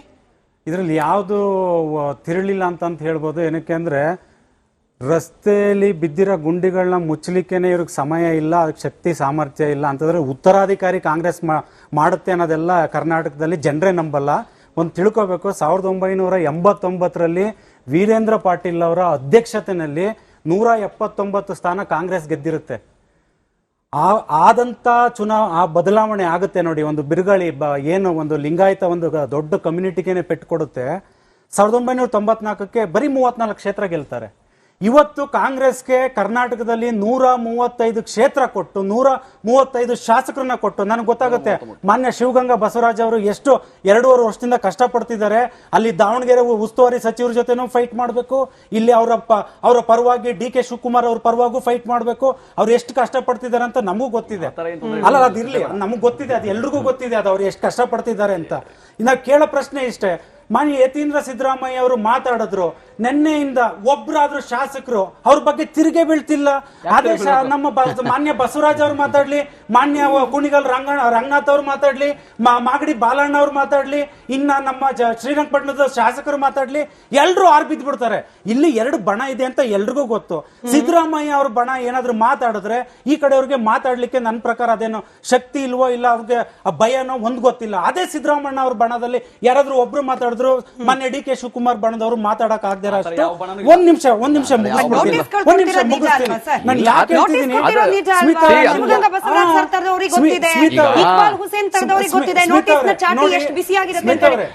ನಾನು ಹೇಳ್ತಿದ್ದೀನಿ 89ರಲ್ಲಿ ಹೇಗ್ ಪೆಟ್ಟು ತಿಂದ್ರು, ಇವತ್ತು 2023ರಲ್ಲಿ ಕೊಟ್ಟಿರೋಂತ ಒಂದು ಬೃಹತ್ ಸಂಖ್ಯೆ, ಬೃಹತ್, ಅದು ಏನು ಕಡಿಮೆ ಮ್ಯಾಂಡೇಟ್ ಅಂತಲ್ಲ. ನಾವು ವಿರೋಧ ಪಕ್ಷದಲ್ಲಿ ನಾವು ಇವತ್ತು ಕೂತ್ಕೊಂಡು ನಾವು ಇವತ್ತು ಕಾಂಗ್ರೆಸ್ ಅವ್ರಿಗೆ ಇಷ್ಟು ಕೊಟ್ಟಿದ್ದಾರೆ ಅಂತಂದ್ರೆ ಅಲ್ಲೇ ಅರ್ಥ ಮಾಡ್ಕೊಳ್ಳಿ.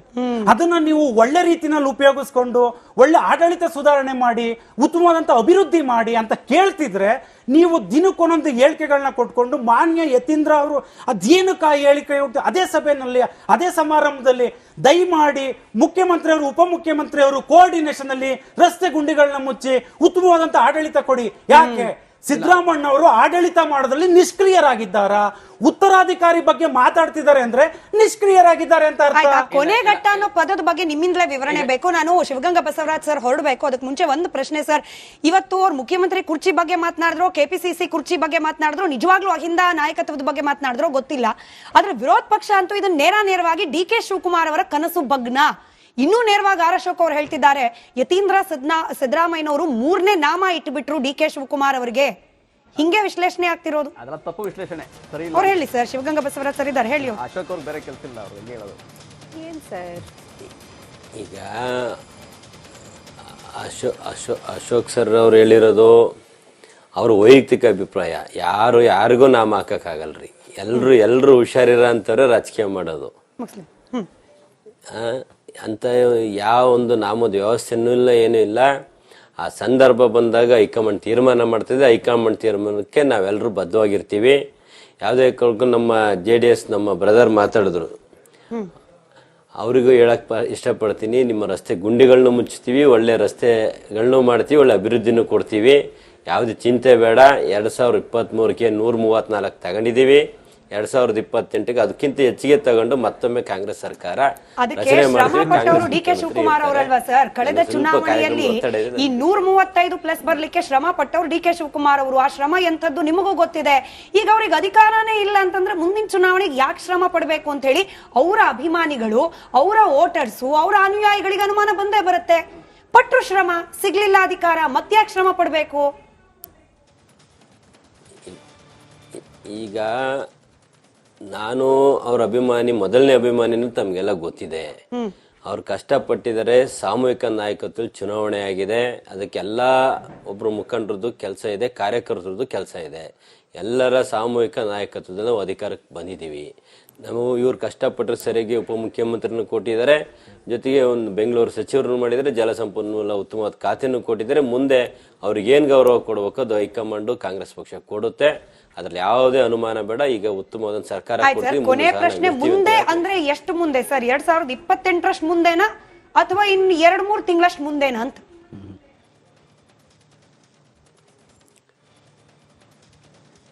ಕಾದು ನೋಡಿ. ಅಲ್ಲ, ಒಬ್ಬ ಅಭಿಮಾನಿಯಾಗಿ ಆಯ್ತು, ನೀವು ಕಾಂಗ್ರೆಸ್ ಪಕ್ಷದ ಶಾಸಕರು ಅನ್ನೋದು ಮರ್ತು ಬಿಡೋಣ, ಅಥವಾ ಹೈಕಮಾಂಡ್ ನಿರ್ಧಾರ ಅನ್ನೋ ಸಹಜ ಉತ್ತರ ಅದನ್ನು ಪಕ್ಕಕ್ಕಿಡೋಣ. ಒಬ್ಬ ಅಭಿಮಾನಿಯಾಗಿ ಡಿ ಕೆ ಶಿವಕುಮಾರ್ ಅವರ ಅಪಾರ ಸಂಖ್ಯೆ ಅಭಿಮಾನಿಗಳ ವಾಯ್ಸ್ ಆಗಿ ನೀವೇನ್ ಬಯಸ್ತೀರಿ?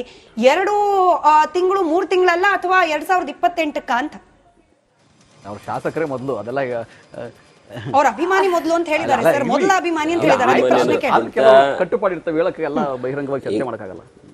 ಅಲ್ಲ, ಹೇಳ್ತೀನಿ, ಅಭಿಮಾನಿ ಜೊತೆಗೆ ಕಾಂಗ್ರೆಸ್ ಪಕ್ಷದ ಜವಾಬ್ದಾರಿ ಜಾಗದಲ್ಲಿ ಇದೀನಲ್ಲ ನಾನು, ಹೇಳಿಕೆ ಕೊಡಕ್ಕಿಂತ ಮುಂಚೆ. ಯಾಕೆಂದ್ರೆ ನೀವ್ ಹೇಳಿಕೆ ಕೊಟ್ರೆ ನಿಮಗ್ ತೊಂದ್ರೆ ಆಗತ್ತೆ. ಹಾಗಾಗಿ ನಾನು ಹೇಳಿದೀನಿ, ಹೈಕಮಾಂಡ್ ತೀರ್ಮಾನ ಇದೆ. ಸೂಕ್ತ ಸಮಯದಲ್ಲಿ ಯಾವುದು ಇಲ್ಲ. ಈಗ ನೋಟಿಸ್ ಕೊಡೋದು ಪಕ್ಷ, ನಾವು ತಪ್ಪು ದಾರಿಲಿ ಹೋಗ್ಬಾರ್ದು, ತಿತ್ಕೊಂಡು ಉತ್ತಮ ದಾರಿಲಿ ಹೋಗ್ಲಿ, ಇನ್ನು ಯುವಕರಿದ್ದಾರೆ, ಉತ್ತಮ ನಾಯಕತ್ವ ಗುಣ ಬೆಳೆಸ್ಕೊಳ್ಳಿ ಅಂತ ನೋಟಿಸ್ ಕೊಡ್ತಾರೆ ಬಿಟ್ರೆ ಬೇರೆ ಉದ್ದೇಶ ಇಲ್ಲ. ನಾವು ಅದ್ರ ಬಗ್ಗೆ ಅನ್ಯತನು ಭಾವಿಸೋದಿಲ್ಲ, ಅದ್ರ ಬಗ್ಗೆ ತಪ್ಪು ತಿಳ್ಕೊಳ್ಳೋದಿಲ್ಲ. ಯಾರೇ ತಪ್ಪು ಮಾಡಿದ್ರು ನೋಟಿಸ್ ಕೊಡೋದು ಒಂದು ಉತ್ತಮ ಪದ್ಧತಿ ಅಂತ ನನ್ನ ಅಭಿಪ್ರಾಯ. ನಿಮ್ಗೆ ಉತ್ತಮವಾದ ಒಂದು ರಿಸಲ್ಟ್ ಕೊಡ್ತೀವಿ, ಎಲ್ಲರೂ ಸ್ವಲ್ಪ ಕಾದ್ ನೋಡಿ ಅಷ್ಟೇ. ಕಾದ್ ನೋಡಿ ಅಲ್ಲ, ವಿತ್ ದಟ್ ನೋಟ್ ಕಾದ್ ನೋಡಿ ಅನ್ನೋ ನೋಟ್ಗೆ ನಿಮ್ಮನ್ನ ಬಿಡ್ತಾ ಇದೀನಿ sir. Thank you so much ನಿಮ್ಮ ಸಮಯಕ್ಕಾಗಿ. ನಟರಾಜ್ ಗೌಡ್ರೆ, ಆಯ್ತು, ಸಿಎಂ ಕುರ್ಚಿ ಬಗ್ಗೆ ಮಾತೇ ಆಡಿಲ್ಲ ಅಂತ ಹೇಳಿ ನಿಮ್ಮ ಪಕ್ಷದ 3 ಶಾಸಕರ ಹೇಳಿಕೆ ಕೊಟ್ಟಿದ್ದಾರೆ. ಅದನ್ನೇ ನಾನು ನಿಜ ಅಂತ ಭಾವಿಸ್ತಾ ಸೈದ್ಧಾಂತಿಕ ಬದ್ಧತೆ ಅನ್ನೋ ಪದವನ್ನ ಬಳಕೆ ಮಾಡಿದ್ರು ಯತೀಂದ್ರ ಸಿದ್ದರಾಮಯ್ಯನವರು. ಈ ಕಾಂಗ್ರೆಸ್ ಪಕ್ಷದ ಸಿದ್ಧಾಂತ ಅಂದ್ರೆ ಏನು, ಯಾರಿಗೆ ಬದ್ಧತೆ ಕಡಿಮೆ ಆಗಿದೆ, ಅಥವಾ ಆ ಬದ್ಧತೆಯನ್ನು ನಾವು ಯಾವ ರೀತಿ ವ್ಯಾಖ್ಯಾನಿಸಬೇಕು ಅಂತ ಹೇಳಿ ಅದನ್ನ ಹೇಳ್ಬಿಡಿ. ನೋಡಿ, ಕಾಂಗ್ರೆಸ್ ಸಿದ್ಧಾಂತ ಅಂದ್ರೆ ಈ ಸಮಾಜವಾದ, ಜಾತ್ಯತೀತವಾದವನ್ನು ಎತ್ತಿ ಹಿಡಿಯೋದು, ಸಂವಿಧಾನದ ಆಶಯಗಳನ್ನ ಎತ್ತಿ ಹಿಡಿಯುವಂಥದ್ದು ಮೇಯ್ನು. ಅದರೊಳಗೆ ಕಾಂಗ್ರೆಸ್ ಅದು ಮಾಡುತ್ತೆ, ಕಾಂಗ್ರೆಸ್ಸೇತರರು ಕೂಡ ಅದಕ್ಕಿದ್ದಾರೆ. ಕೆಲವು ಕಮ್ಯುನಿಸ್ಟ್ ಪಾರ್ಟಿಯ ಕಾರ್ಯಕರ್ತರು ಬಹಳ ಜನ ಇದ್ದಾರೆ, ಅಥವಾ BSP ಅಂಬೇಡ್ಕರ್ ವಾದವನ್ನು ನಂಬುವಂತ ಬಹಳ ಜನ ಇದ್ದಾರೆ. ಕೆಲವು ದಲಿತನಿಗಳು, ಅದೊಂದು ರಾಜಕೀಯ ಪಕ್ಷ, ಅದನ್ನು ನೀವು ಅದ್ರ ಜೊತೆಗೆ ಅಧಿಕಾರ ಮಾಡ್ತಿದ್ದೀರಿ, ನೀವು ಅದ್ರ ಜೊತೆ ಅಧಿಕಾರ ಮಾಡ್ತಾ ಇದ್ದೀರಿ, ಅದು ಕರೆಕ್ಟ್. SDP ಅಂತ ಒಂದು ರಾಜಕೀಯ ಪಕ್ಷ ಇದೆ. ಸಂವಿಧಾನವನ್ನು ನಂಬುವಂತಹ ಬಹಳಷ್ಟು ಸಂಘಟನೆಗಳು ಈ ರಾಜ್ಯದಲ್ಲಿ ಇದಾವೆ, ಯುವ ನಾಯಕತ್ವ ಇದೆ. ಅವತ್ತು ಯತೀಂದ್ರ ಅವರು ಹೇಳಿರ್ತಕ್ಕಂಥ ಮಾತೇನು, ಕಾಂಗ್ರೆಸ್ ಸಿದ್ಧಾಂತವನ್ನು ಒಪ್ಪುವಂತಹ ಯುವ ನಾಯಕತ್ವಕ್ಕೆ ಒಂದು ಮಾರ್ಗದರ್ಶನ ಬೇಕು, ಅದನ್ನ ನೀವು ವಹಿಸ್ಕೊಳ್ಳಿ ಅಂತ ಹೇಳಿದ್ರು. ಏನ್ ತಪ್ಪಿಲ್ಲ, ಆಶಯ ಅದರೊಳಗೇನು ಯಾವ ತಪ್ಪಿಲ್ಲ, ಸದಾಶಯ ಇದರೊಳಗೆ. ಅವರು ಯಾರೇ ಅಹಿಂದ ನಾಯಕತ್ವವನ್ನ ಮಾಡ್ಲಿ, ಯಾರೇ ಜಾತ್ಯತೀತವಾದವನ್ನ ಮಾಡ್ಲಿ, ಅವರೆಲ್ಲ ಒಮ್ಮೆ ಈ ಕಾಂಗ್ರೆಸ್ ಪರವಾಗಿ ನಿಲ್ತಾರೆ. ಅದು ಯಾರೇ ಆಗಬಹುದು, ಅವರೆಲ್ಲರೂ ಕಾಂಗ್ರೆಸ್ ಪರವಾಗಿ ನಿಲ್ತಾರೆ. ಕೋಮುವಾದವನ್ನ ಬಿತ್ತವರು, ಅಂಬೇಡ್ಕರ್ ವಾದವನ್ನ ದ್ವೇಷ ಮಾಡುವಂತವ್ರು, ಸಮಾನತೆಯನ್ನ ವಿರೋಧ ಮಾಡುವಂತವ್ರು ಮಾತ್ರ ಕೆಲವು ಬಿಜೆಪಿ ಪರವಾಗಿರ್ಬೋದು, ಅದು ಕೆಲವು ನ್ಯೂಟ್ರಲ್ ಆಗಿರ್ಬೋದು. ನೀವೇ ಹೇಳಿದ ಈ ಸೈದ್ಧಾಂತಿಕ ಬದ್ಧತೆ ಅನ್ನೋದು DK ಶಿವಕುಮಾರ್ ಅವರಲ್ಲಿ ಕಡಿಮೆ ಆಗಿದೆ ಅನ್ನೋ ಕಾರಣಕ್ಕೆ ಸತೀಶ್ ಜಾರಕಿಹೊಳಿ ಅವರು ಉತ್ತರಾಧಿಕಾರಿ ಹೇಳಕ್ಕಾಗಲ್ಲ. ನೋಡಿ, ಒಬ್ರಲ್ಲಿ ಕಮ್ಮಿ ಆಗಿದೆ ಅಂತ ಇಬ್ಬರು ಜಾಸ್ತಿ ಆಗಿದೆ ಅಂತ ಹೇಳಕ್ ಸಾಧ್ಯ ಆಗೋದಿಲ್ಲ. ಈ ಕಾಂಗ್ರೆಸ್ ಇರತಕ್ಕಂಥ 140 ಶಾಸಕರು ಕೂಡ ಸೈದ್ಧಾಂತಿಕ ಬದ್ಧತೆ ಇದೆ. ಈಗ ಸಮಾಜವಾದವನ್ನ, ಜಾತ್ಯತೀತವಾದವನ್ನ ಯಾರು ವಿರೋಧ ಮಾಡ್ತಾರೆ, ಬಿಜೆಪಿ ಮಾತ್ರ ವಿರೋಧ ಮಾಡ್ತಾರೆ. ಇವನ್ JDS ವಿರೋಧ ಮಾಡಲ್ಲ. JDS ಪಕ್ಷದ ಹೆಸರಲ್ಲೇ ಇದೆ ಜಾತ್ಯತೀತವಾದ ಅಂತ. ಸೆಕ್ಯುಲರಿಸಂ ಅನ್ನೋದು JDS ನಲ್ಲೇ ಇದೆ, ಅದು ವಿರೋಧ ಮಾಡಲ್ಲ. ನನ್ನ ಪ್ರಕಾರ ಅವರು ರಾಜಕೀಯ ಅನುಕೂಲ ಇಲ್ಲ, ಒಂದು ನಿಮಿಷ, ರಾಜಕೀಯ ಅನುಕೂಲಕ್ಕೋಸ್ಕರ ಅವರು ಬಿಜೆಪಿ ಜೊತೆ ಇರಬಹುದು, ಆದ್ರೆ ಅವರು ಕೂಡ ಸೆಕ್ಯುಲರ್ ಅಂತ ನಾವು ಇಲ್ಲಿವರು ನಂಬ್ಕೊಂಡಿದ್ದೀವಿ. ಸಿಂಪಲ್ ಸೈದ್ಧಾಂತಿಕ ಉತ್ತರಾಧಿಕಾರಿ ಸತೀಶ್ ಜಾರಕಿಹೊಳಿ ಅವರು ಅಂತ ಹೇಳಿ ಯತೀಂದ್ರ ಅವರು ಹೇಳಿದಾಗ, ಈ ಸೈದ್ಧಾಂತಿಕ ಉತ್ತರಾಧಿಕಾರಿ ಆಗ್ಲಿಕ್ಕೆ DK ಶಿವಕುಮಾರ್ ಅವರಲ್ಲಿ ಇಲ್ಲದ ಅರ್ಹತೆ ಯಾವುದು? ಸಿಂಪಲ್ ಪ್ರಶ್ನೆ, ಅದಕ್ಕೆ ನೀವು ಉತ್ತರ ಕೊಡಿ. ನನಗಿರೋ ಅನುಮಾನ ಬ್ರೇಕ್ ಹೋಗಿ ಬರ್ಬೇಕು, ಬ್ರೇಕ್ ಆದ್ಮೇಲೆ ಸುರ್ಬಿ ಅವರು ಉತ್ತರ ಕೊಡ್ಲಿ. ಕುಂಕುಮ ಬೇಡ, ಇಲ್ಲ ಸರ್ ಬ್ರೇಕ್ ಹೋಗ್ಲೇಬೇಕು, ಕುಂಕುಮ ಬೇಡ ಅಂತಾರೆ ಯಾರು? ಸಿದ್ದರಾಮಯ್ಯನವರು. ಹೋಗಿ ವಿಭೂತಿಯಲ್ಲಿ ಸ್ನಾನ ಮಾಡಿ ಬರ್ತಾರೆ DK ಶಿವಕುಮಾರ್ ಅವರು. ಕುಂಭಮೇಳಕ್ಕೆ ಹೋಗ್ಬೇಡಿ ಅಂತಾರೆ ಸಿದ್ದರಾಮಯ್ಯನವರು. ಕುಂಭಕ್ಕೆ ಹೋಗಿ ಮುಳುಗೆದ್ದು ಬರ್ತಾರೆ DK ಶಿವಕುಮಾರ್ ಅವರು. ಇದೇನಾ ಹಾಗಾದ್ರೆ ಸೈದ್ಧಾಂತಿಕ ಬದ್ಧತೆ ಇಲ್ಲದ್ದು? ಉತ್ತರ ಕೊಡಿರಂತೆ. ಆಯ್ತಪ್ಪ, ಸಿಎಂ ಕುರ್ಚಿ ಅಲ್ಲ ಅಂತಾನೆ ನಾವು ಕನ್ಸಿಡರ್ ಮಾಡೋಣ ಫಾರ್ ಅ ಮೊಮೆಂಟ್. ವೈಚಾರಿಕ ಸ್ಪಷ್ಟತೆ ವಿಚಾರದಲ್ಲಿ ಮುಂದಿನ ಉತ್ತರಾಧಿಕಾರಿ ಸತೀಶ್ ಜಾರಕಿಹೊಳಿ. ಹಾಗಾದ್ರೆ DK ಶಿವಕುಮಾರ್ ಅವರಲ್ಲಿ ವೈಚಾರಿಕ ಸ್ಪಷ್ಟತೆ ಏನ್ ಕೊರತೆ ಆಗಿದೆ ಅಂತ ಹೇಳಿ ಪ್ರಶ್ನೆಗೆ ಉತ್ತರ ಕೊಡ್ಬೇಕಾಗಿರೋದು ಕಾಂಗ್ರೆಸ್ ಅವರು, ನಾವೆಲ್ಲ. ಯಾಕೆಂದ್ರೆ ಬರೀ DK ಶಿವಕುಮಾರ್ ಮಾತ್ರ ಅಲ್ಲ, ಬೇರೆ ಅಹಿಂದ ನಾಯಕರು ಇಲ್ವಾ ನಿಮ್ ಪಕ್ಷದಲ್ಲಿ? ಅವ್ರ ಬಗ್ಗೆ ನೀವ್ ಯಾಕೆ ಮಾತಾಡಲ್ಲ? ಈ ತರ ಫೇರ್ ಕಾಂಟೆಸ್ಟ್ ಇಲ್ವೇ ಇಲ್ವಾ? ಅಂದ್ರೆ ಯತೀಂದ್ರ ಸಿದ್ದರಾಮಯ್ಯನವ್ರಿಗೆ ಇವಾಗ ಒಂದು ಅಧಿಕಾರ ಸಿಕ್ಕಿದ್ಯಾ ಯಾರು ಉತ್ತರಾಧಿಕಾರಿ ಅಂತ ಡಿಸೈಡ್ ಮಾಡೋದಕ್ಕೆ? ಪರಮೇಶ್ವರ್ ಇದ್ದಾರೆ, ಖರ್ಗೆ ಅವರು ಇದ್ದಾರೆ. ಖರ್ಗೆ ಅವರು ಟಾಪ್ ಆಫ್ ದ ರೇಸ್ ಇದ್ದಾರೆ. ದಿನ ಮಾತಾಡೋದವರ ಬರೀ ಒಂದು ಸಿದ್ಧಾಂತದ ವಿರುದ್ಧ. ಅವ್ರಿಗೆ ಅವಕಾಶ ಇಲ್ವಾ? ಇದು ನೆಸೆಸಿಟಿ ಏನಿತ್ತು ಅಂತ. ಮತ್ತೆ ಸುಮ್ಮನೆ ಹೀಗೆ ಹೇಳಿದ್ರು, ಒಂದು ಕಾರ್ಯಕ್ರಮದಲ್ಲಿ ಹೇಳಿದ್ರು ಅಂತ ಒಪ್ಪಬಹುದು. ಆದ್ರೆ ಕಾಂಟೆಕ್ಸ್ಟ್ ನಲ್ಲಿ ಯಾವ ಕಾಂಟೆಕ್ಸ್ಟ್ ನಲ್ಲಿ ಹೇಳಿದ್ದಾರೆ ಅಂತ ಅವ್ರಿಗೂ ಒಂದು ಅರಿವಿಲ್ವಾ? ಮುಖ್ಯಮಂತ್ರಿ ಪುತ್ರ ಅಂತ ಅವ್ರಿಗೆ ಅರಿವಿಲ್ವಾ? ಅದು ಅವ್ರು ಹೇಳೋ ಒಂದು ಮಾತನ್ನ ಎಷ್ಟು ಅದಕ್ಕೆ ವೇಟೇಜ್ ಇದೆ ಅಂತ ಅವ್ರಿಗೂ ಗೊತ್ತಿಲ್ವಾ? ಅದು ಗೊತ್ತಿದೆ, 100% ಆಗಿ ಗೊತ್ತಿದೆ ಅವರಿಗೆ. ಯಾಕೆ ಹೇಳಿರ್ತಾರೆ, ಯಾವ ಕಾಂಟೆಕ್ಸ್ಟ್ ಅಲ್ಲಿ ಹೇಳಿರ್ತಾರೆ, ಅದಕ್ಕೆ ಇವತ್ತು ಮೀಡಿಯಾ ಪಿಕಪ್ ಮಾಡಿರೋದು ಅದನ್ನ. ಮತ್ತೆ ನಿಮ್ಮಲ್ಲಿರುವಂತಹ ಗೊಂದಲಗಳು ಅಧಿಕಾರದ ಮೇಲೆ ಯಾವ ತರ ವೇಟೇಜ್ ಆಗ್ತಾ ಇದೆ ಅನ್ನೋದ್ರ ಬಗ್ಗೆ ನೀವು, ಇದು ಬಹಳ ಮುಖ್ಯವಾದಂತದ್ದು. ಇದೆಲ್ಲ ನಾವು ಇಲ್ಲಿ ಚರ್ಚೆ ಮಾಡಿ ಹೋಗ್ಬೋದು. ಆದ್ರೆ ದಿನೇ ದಿನೇ ಅಡ್ಮಿನಿಸ್ಟ್ರೇಷನ್ ಯಾವ ತರ ಇಂಪ್ಯಾಕ್ಟ್ ಆಗ್ತಿದೆ ಅನ್ನೋದು ಅದು ಜನರಿಗೆ ತಲುಪತ್ತೆ. ಜನರು ನೋಡ್ತಾ ಇದಾರೆ, ಏನಪ್ಪಾ 2.5 ವರ್ಷದಿಂದ ಈ ಸರ್ಕಾರ ಬಂದಿದೆ, ಬರೀ ಇದನ್ನೇ ಮಾಡ್ಕೊಂಡು ಹೋಗ್ತಾ ಇದಾರಲ್ಲ. ಈ ಕುರ್ಚಿ ಆ ಕುರ್ಚಿ, ಇವ್ರ ಮುಖ್ಯಮಂತ್ರಿ ಇವ್ರು ಇಲ್ಲ, ಸೆಪ್ಟೆಂಬರ್ ಅಕ್ಟೋಬರ್ ನವೆಂಬರ್ ಕ್ರಾಂತಿ ಕ್ರಾಂತಿ ಕ್ರಾಂತಿ. ಅಡ್ಮಿನಿಸ್ಟ್ರೇಷನ್ ಬಗ್ಗೆ ಮಾತಾಡಿ. ಮತ್ತೆ ಯತೀಂದ್ರ ಸಿದ್ದರಾಮಯ್ಯನವರು ಮಾಡಿರುವಂತಹ ಸ್ಟೇಟ್ಮೆಂಟ್ನಲ್ಲಿ ಯಾಕೆ ಅವರು ಒಂದು ಹೆಸರು ಹೇಳಿದ್ರು ಇನ್ನೊಂದು ಹೆಸರು ಹೇಳಲಿಲ್ಲ ಅನ್ನೋದಕ್ಕೆ ವಿಶ್ಲೇಷಣೆ ಮಾಡೋದಕ್ಕೆ ಇವಾಗ ಬಹಳಷ್ಟು ಜನ ಬಿಗ್ ಬಾಸ್ ನೋಡ್ತಾರೆ. ಬಿಗ್ ಬಾಸ್ ಗಿಂತ ಜಾಸ್ತಿ ಎಂಟರ್ಟೈನ್ಮೆಂಟ್ ವಿಶ್ಲೇಷಣೆ ಮಾಡಿದೀವಿ ನಾವು. ಇದನ್ನ ಒಂದು ಮ್ಯೂಸಿಕಲ್ ಚೇರ್ ತರ ಆಗ್ತಾ ಇದೆ. ಇವ್ರ ಪಂಕ್ತಿ, ಇವ್ರು ಇದ್ರದ್ದು, ಇವ್ರ ಪರವಾಗಿದ್ದಾರೆ, ಆದ್ರೆ ಹೇಳಿಕೆ ಹಿಂಗ್ ಹೋಗ್ತಾ ಇದೆ, ಇಲ್ಲ ಇವಾಗ ಇವ್ರು ಇದಕ್ ಸ್ವಿಚ್ ಆಗಿದ್ದಾರೆ ಅಂತ. ಅಂದ್ರೆ ಕರ್ನಾಟಕ ರಾಜಕೀಯದಲ್ಲಿ ಮತ್ತೆ ಕರ್ನಾಟಕ ಅಧಿಕಾರದಲ್ಲಿರುವಂತಹ ಪಕ್ಷದಲ್ಲಿ ನಡೀತಿರುವಂತಹ ಈ ಗೊಂದಲ ಹೈಲೈಟ್ ಆಗ್ತಾ ಇದೆ ಹೊರತು ಅಧಿಕಾರದ ಯಾವುದೇ ಆದಂತಹ ವಿಷಯಗಳು ಹೈಲೈಟ್ ಆಗ್ತಾ ಇಲ್ಲ. ಇದು ನಮ್ಮ ಸ್ಮಿತಾ ಒಂದು- ಬಂದೆ ಇದಾ ಸರ್, ನಿಮ್ ಬಂದೆ ಸಿದ್ಧಾಂತ? ಸರ್, ಬಂದೆ ಸರ್. ಫೈನಲ್ ಆಗಿ ಇದಾ ನಿಮ್ ಅಲ್ಲ, ಸಿದ್ಧಾಂತ? ಅಶ್ವಿನ್ ಅವರೇ ನೋಡಿ, ಸತೀಶ್ ಜಾರಕಿಹೊಳಿ ಅವರಂತೂ ಅವರೇ ಹೇಳ್ಬಿಟ್ಟಿದ್ದಾರೆ 2028ವರೆಗೂ ನನಗೆ ಮುಖ್ಯಮಂತ್ರಿ ಕುರ್ಚಿ ಬೇಡವೇ ಬೇಡ ಅಂತ ಹೇಳಿ. ಈಗ ಇವರೇ ಬಲವಂತವಾಗಿ ನೀವೇ ಉತ್ತರಾಧಿಕಾರಿ ಅಂತ ಹೇಳ್ತಿರೋದು ನೋಡಿದ್ರೆ ಅವ್ರಿಗೆ ಇಷ್ಟ ಇಲ್ಲ ಅಂದ್ರೂ ನೀವು ಕೂರ್ಲೇಬೇಕು, ಯಾಕಂದ್ರೆ ನಮಗೆ any cost D K Shivakumar ಅವರನ್ನ ಅಲ್ಲಿ ಕೂರ್ಸೋಕ್ ಇಷ್ಟ ಇಲ್ಲ, ಹಿಂಗೊಂದು ಮೆಸೇಜ್ ಬರ್ತಿದ್ಯಾ ಅಂತ. ಸರ್, ಅನುಮಾನಕ್ಕೆ ಪರಿಹಾರ ನೀವು ಉತ್ತರ ಕೊಡಿರಂತ ಅದಕ್ಕೆ ಅವ್ರು ಮುಗಿಸ್ಲಿ. ಮಾಧ್ಯಮದವರು ಈ ಹೇಳಿಕೆನ ಹಿಂದಿನ ದಿನ ಯತೀಂದ್ರ ಅವ್ರಿಗೆ ಹೇಳಿ ನೀವು ಈ ಹೇಳಿಕೆ ತಗೊಳ್ಳಿ, ನಾವು ಸ್ಟೇಟ್ ವೈಡ್ ನ್ಯೂಸ್ ಮಾಡ್ತೀವಿ ಅಂತ ಮಾಧ್ಯಮದವ್ರು ಏನ್ ಹೇಳ್ಕೊಟ್ಟಿಲ್ಲ. ಅವರು ಒಬ್ರು ರೆಸ್ಪಾನ್ಸಿಬಲ್, ಅವರು MLC ಇದಾರೆ, ಒಂದ್ ಬಾರಿ ಶಾಸಕರಾಗಿದ್ದಂತವ್ರು, ಅವ್ರಿಗೂ ಗೊತ್ತಿದೆ ಇದ್ರ ವೆಯ್ಟೇಜ್ ಏನಿದೆ. ನಾನು ಈ ಹೇಳಿಕೆ ಕೊಡೋದ್ರಿಂದ ನೆಕ್ಸ್ಟ್ ಹೇಗೆ ಸ್ಟೇಟ್ ಅಲ್ಲಿ ಸಂಚಲನ ಮೂಡಬಹುದು ಅಂತ. ಇಲ್ಲಿ ಏನು ಕಟ್ ಅಂಡ್ ಕ್ಲಿಯರ್, ಮಾನ್ಯ ಡಿ ಕೆ ಶಿವಕುಮಾರ್ ಅವ್ರಿಗೆ ಸೆಕ್ಯೂರಿಟಿ ಗಾರ್ಡ್ ಆಗಿ ಇದ್ಬಿಡಪ್ಪ, ಈಗೇನು ನೀವೇನಾದ್ರೂ ನೆಕ್ಸ್ಟ್ ನವೆಂಬರ್ ಅಲ್ಲಿ ಡಿಸೆಂಬರ್ ಅಲ್ಲಿ ಏನಾದ್ರು ಚೇಂಜಸ್ ಅಂತ ಬಂದಾಗ ಹೇಗೆ ಸಿದ್ದರಾಮಣ್ಣ ಅವ್ರ ಬಣ ಹೇಗೆ ಆಕ್ಟಿವ್ ಆಗಬೇಕು ಅನ್ನೋದ್ರಲ್ಲಿ ಇದ್ರಲ್ಲಿ ಎದ್ದು ಕಾಣ್ತಿದೆ. ಅದರಲ್ಲಿ ಏನು ವಿಶ್ಲೇಷಿಸಂತ ಅವಶ್ಯಕತೆ ಇಲ್ಲ, ಇದು ಕ್ಲಿಯರ್ ಆಗಿದೆ. ಮತ್ತೆ ಕೆಲವು ಇಲಾಖೆಗಳಲ್ಲಿ ಮಾನ್ಯ ಯತೀಂದ್ರ ಅವರು ಮಾನ್ಯ DCM ಅವರು ಹಸ್ತಕ್ಷೇಪ, ಇಬ್ರಿಗೂ ಘರ್ಷಣೆ ಆಗಿದೆ. ಇದನ್ನು ಒಂದು ಯತೀಂದ್ರ ಅವರು ಹೇಳಿಕೆ ಕೊಡ್ಲಿಕ್ಕೆ ಮೇನ್ ಇದನ್ನು ಒಂದು ಕಾರಣನೇ. ಯಾಕೆಂದ್ರೆ ಒಂದ್ ನಿಮಿಷ ಹೇಳ್ಬಿಡ್ತೀನಿ, ಯತೀಂದ್ರ ಅವರು ನಾನು ಏನಕ್ಕೆ ಹೇಳಿಕೆ ಹೇಳ್ತಿದ್ದೀನಿ ಸತೀಶ್ ಜಾರಕಿಹೊಳಿಗೆ ಅಂತಂತ ಮತದಾರರಿಗೂ ಗೊತ್ತಿರುತ್ತೆ. ಕರ್ನಾಟಕ ಜನರು ಥಿಂಕ್ ಮಾಡ್ತಾರೆ ಏನಕ್ಕೆ ಹೇಳಿಕೆ ಹೇಳಿದ್ದಾರೆ ಅಂತ. ಸ್ಮಿತ್ ಅವರೇ, ಒಂದು ಹೇಳ್ತೀನಿ ನೋಡಿ, ಒಂದು ಗ್ಯಾರಂಟಿ ಫೇಲ್ಯೂರ್ ಆಗಿದೆ, ಸರ್ಕಾರದಲ್ಲಿ ದುಡ್ಡಿಲ್ಲ, ಮತ್ತೆ ಕೆಲಸಗಳಾಗ್ತಿಲ್ಲ. ಇಷ್ಟನ್ನೆಲ್ಲ ಬಿಟ್ಟು 2.5 ವರ್ಷ ನಾನು ಆರಂಭದಲ್ಲಿ ಹೇಳಿದ್ದೀನಿ ನಿಮ್ಗೆ ಇಂಥ ಒಂದು ಟ್ರೆಂಡ್ ಅಲ್ಲೂ ಇಂಥ ಒಂದು ವರ್ಷಗಳಲ್ಲ ಜೆನ್ಜಿ ಅಂತ ನಾವ್ ಏನ್ ಕರಿತೀವಿ, ಇದ್ರಲ್ಲೂ ನಿಮ್ಗೆ 135 ಶಾಸಕರು ಕೊಟ್ಟಿದ್ದಾರೆ. ನಾನು ಆರಂಭದಲ್ಲಿ ಹೇಳಿದ್ದೀನಿ, ಯಾಕಂದ್ರೆ ನಾವೇ ವಿರೋಧ ಪಕ್ಷದವರೇ ಪದೇ ಪದೇ ಹೇಳ್ತಿರ್ತೀವಿ ನಿಮ್ಗೆ ಇಷ್ಟು ಕೊಟ್ಟಿದ್ದಾರೆ ಅಂದ್ರೆ ಇದನ್ನ ಉತ್ತಮವಾದಂತ ರೀತಿನಲ್ಲಿ ಬಳಸ್ಕೊಳ್ಳಿ. ಈಗ ನೋಡಿ, ಈಗ ಇನ್ನೊಂದು ವಾರ ವೆಯ್ಟ್ ಮಾಡಿ ಸ್ಮಿತ್ ಅವರೇ, ಪುನಃ ಮಾನ್ಯ DCM ಅವರ ಬಣದವರು ಸ್ಟಾರ್ಟ್ ಮಾಡ್ತಾರೆ. ಇವತ್ತಿಗೂ ನೋಡಿ ಅವರು ಬಣದಲ್ಲಿರೋಂಥ ಎಲ್ರಿಗೂ ನೋಟಿಸ್ ಕೊಟ್ಟಿದ್ದಾರೆ. ಇವತ್ತವರೆಗೂ ಮಾನ್ಯ ಸಿದ್ದರಾಮಣ್ಣ ಅವ್ರ ಬಣದಲ್ಲಿ ಮಾತಾಡಿರೋಂಥವ್ರು ಒಬ್ರಿಗೂ ನೋಟಿಸ್ ಕೊಟ್ಟಿಲ್ಲ. ಮಾನ್ಯ ಸತೀಶ್ ಜಾರಕಿಹೊಳಿ ಅವ್ರು ಏನ್ ಹೇಳ್ತಾರೆ ಅದಕ್ಕೆ DCM ಅವರು ಅದಕ್ಕೆ ಉತ್ತರನೇ ಕೊಡ್ಲಿಕ್ಕಾಗಲ್ಲ. ಬಸವರಾಜ ರಾಯ ರೆಡ್ಡಿ ಅವ್ರು ಏನ್ ಹೇಳ್ತಾರೆ ಅದಕ್ಕೆ ಉತ್ತರನೇ ಕೊಡಕ್ಕಾಗಲ್ಲ. ಪಾಟೀಲ್ ರವ್ರು ಏನ್ ಹೇಳ್ತಾರೆ ಅದಕ್ಕೆ ಉತ್ತರನೇ ಕೊಡಕ್ಕಾಗಲ್ಲ. ಹಾಗಾಗಿ ಕಾಂಗ್ರೆಸ್ ಅಲ್ಲಿ ಸೈದ್ಧಾಂತಿಕ ಅಂತ ಮಾತಾಡ್ತಿದಾರಲ್ಲ, ಈ ಕಾಂಗ್ರೆಸ್ಗೂ ಈ ಸೈದ್ಧಾಂತಿಕಕ್ಕೂ ಸಿದ್ಧಾಂತಕ್ಕೂ ಸಂಬಂಧನೇ ಇಲ್ಲ. ಕಾಂಗ್ರೆಸ್ ಬೇಸಿಕಲಿ ನೀವೇ ಉತ್ತರ ಕೊಡಿರಂತೆ ನಟರಾಜ್ ಗೌಡ್ರೆ. ನೋಡಿ, ಇದನ್ನ ನೀವು ಹೇಳ್ತಿರೋ ಹಾಗೆ, ಅಶ್ವಿನ್ ಅವರು ಹೇಳ್ತಿರೋ ಹಾಗೆ ಸುಭದ್ರ ಸರ್ಕಾರಪ್ಪ, ಆದ್ರೆ ಈಗೇನು ಬೆಳಗಾವಿಯಲ್ಲಿ ಆಗಿದೆಯಲ್ಲ ಅದು ಗುದ್ಲಿ ಪೂಜೆ ಅಂತೆ. ಯಾಕೆ? ಸರ್ಕಾರದ ಒಳಗೆ ಇನ್ಫೈಟ್ ಆಗಿ ಸರ್ಕಾರವೇ ಬಿದ್ದು ಹೋಗ್ಲಿಕ್ಕೆ ಮಾಡಿರುವ ಗುದ್ದಲಿ ಪೂಜೆ ಹೇಳ್ದವ್ರು ಯಾರು? ಆರ್ ಅಶೋಕ್ ಅವರು, ಶೆಟ್ಟರ್ ಅವರು ಕೂಡ ಹೀಗೆ ಮಾತನಾಡ್ತಿದ್ದಾರೆ. ಜನ ಗಮನಿಸಿದವ್ರಿಗೆ ಇರಬಹುದೇನೋ ಅನ್ನೋ ಅನುಮಾನ ಸಹಜ. ಉತ್ತರ ಕೊಡ್ರಾಜ್ ಗೌಡ್ರೆ, ನಿಮ್ಗೆ ಪ್ರಶ್ನೆ ಕೇಳಿದೆ ನೋಡಿ, ಸರ್ಕಾರ ಕೆಡವೋಕೆ ಗುದ್ಲಿ ಪೂಜೆ ಆಗಿದೆ ಬೆಳಗಾವಿಯಲ್ಲಿ. ಆರ್ ಅಶೋಕ್ ಅವರ ಹೇಳಿಕೆ, ಈ ಇನ್ಫೈಟ್ ಇಂದಾಗಿಯೇ ಸರ್ಕಾರ ಬಿದ್ದು ಹೋಗುತ್ತೆ. ಶೆಟ್ಟರ್ ಅವರ ಹೇಳಿಕೆ. ಈಗ ಅದಕ್ಕಿಂತ ಮುಂಚೆ ತಮ್ಮದೊಂದು ಹೇಳಿಕೆ ಇತ್ತು, ಮಾನ್ಯ ಸಿದ್ದರಾಮಯ್ಯನವರು ಕಡಿಮೆ ದೇವಸ್ಥಾನಕ್ಕೆ ಹೋಗ್ತಾರೆ, ಮಾನ್ಯ ಡಿ ಕೆ ಶಿವಕುಮಾರ್ ಜಾಸ್ತಿ ದೇವಸ್ಥಾನಕ್ಕೆ ಹೋಗ್ತಾರೆ. ಅದೇ ತಾವು ಹೇಳಿದ್ದು, ಅವ್ರು ಕುಂಕುಮವನ್ನ ಇಷ್ಟಪಡಲ್ಲ, ವಿಭೂತಿಯಲ್ಲಿ ಸ್ನಾನ ಮಾಡ್ಕೊಂಡ್ ಬರ್ತಾರೆ ಇವರು ಅಂತ ಈ ತರ ಎಲ್ಲ ಹೇಳಿದ್ರಿ. ತಾವೇನ್ ಗೊತ್ತಾ, ಪ್ರತಿಯೊಬ್ಬರಿಗೂ ತಮ್ಮದೇ ಆದ ಆಚರಣೆ ಇರ್ತದೆ, ಸಂಪ್ರದಾಯ ಇರ್ತದೆ, ಪರಂಪರೆಯಾಗಿ ಬಂದಿರ್ತದೆ. ಯಾರನ್ನು ಕಡಿಮೆ ದೈವ ಭಕ್ತ, ಯಾರನ್ನು ಕಡಿಮೆ ಧಾರ್ಮಿಕ ವ್ಯಕ್ತಿ ಅಂತ ನಾವು ಹೇಳಿಕ್ಕೆ ಸಾಧ್ಯ ಆಗೋದಿಲ್ಲ. ಅವರವರ ಯಾಕೆ ಹೇಳ್ತೀವಿ ಪ್ರೌಡ್ ಹಿಂದೂ ಅಂತ ಹೇಳಿ ಡಿ ಕೆ ಶಿವಕುಮಾರ್ ಅವರು 10 ಸತಿ ಹೇಳಿದ್ರು, ಸಿದ್ದರಾಮಯ್ಯನವರು 1 ಸತಿ ಕೂಡ ಹೇಳಿಲ್ಲ. ಹಿಂದುತ್ವ ಅಂತ ಅವ್ರ ಬಾಯಲ್ಲಿ ಬಂದಿದ್ದೇನು, ಸಿದ್ದರಾಮಯ್ಯನವ್ರ ಬಾಯಲ್ಲಿ ಬಂದಿದ್ದು ಹಿಂದೂಯಿಸಂ ಅಂದ್ರೇನು, ಹಿಂದುತ್ವ ಅಂದ್ರೇನು, ಮೋಸ್ಟ್ ಡೇಂಜರಸ್ ಥಿಂಗ್.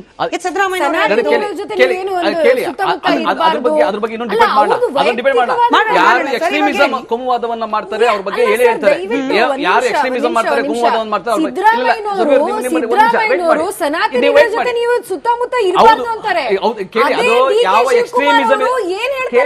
ನಾವು ನಮ್ಮ ಆಚರಣೆ, ನನಗೆ ಯಾವ ಸನಾತನಿನೂ ಗೊತ್ತಿಲ್ಲ. ನನಗೆ ನಾನು ಭೈರವನ ಭಕ್ತ, ನಾನು ತಿಂಗಳು ಒಂದು ದೇವಸ್ಥಾನಕ್ಕೆ ಹೋಗ್ತೀನಿ. ಆದ್ರೆ ನಾನು ಯಾವ ಸನಾತನಿ, ಯಾವ ಹಿಂದುತ್ವ, ಯಾವ ಕೋಮುವಾದಿ ಬಗ್ಗೆ ನಾನು ನೋಡಿ, ಮಾತಾಡಲ್ಲ. ನಟರಾಜ್ ಗೌಡ್ರೆ, ಆಸಕ್ತಿ ಇಲ್ಲ. ನಟರಾಜ್ ಗೌಡ್ರೆ, ಈ ಸೈದ್ಧಾಂತಿಕ ಬದ್ಧತೆ ಅನ್ನೋ ಪದವನ್ನ ಸುರ್ಬಿ ಹೊದಿಗೆರೆ ಅವರಾಗ್ಲಿ, ಅಶ್ವಿನ್ ಅವರಾಗ್ಲಿ, ನಾನಾಗ್ಲಿ ಹೇಳಿದ್ದು ಯತೀಂದ್ರ ಅವರು. ಅದಕ್ಕೆ ಕೇಳ್ತಿರೋದು ಯಾವ್ದಪ್ಪ ಆ ಸಿದ್ಧಾಂತ ಅಂದ್ರೆ ಯಾವುದು?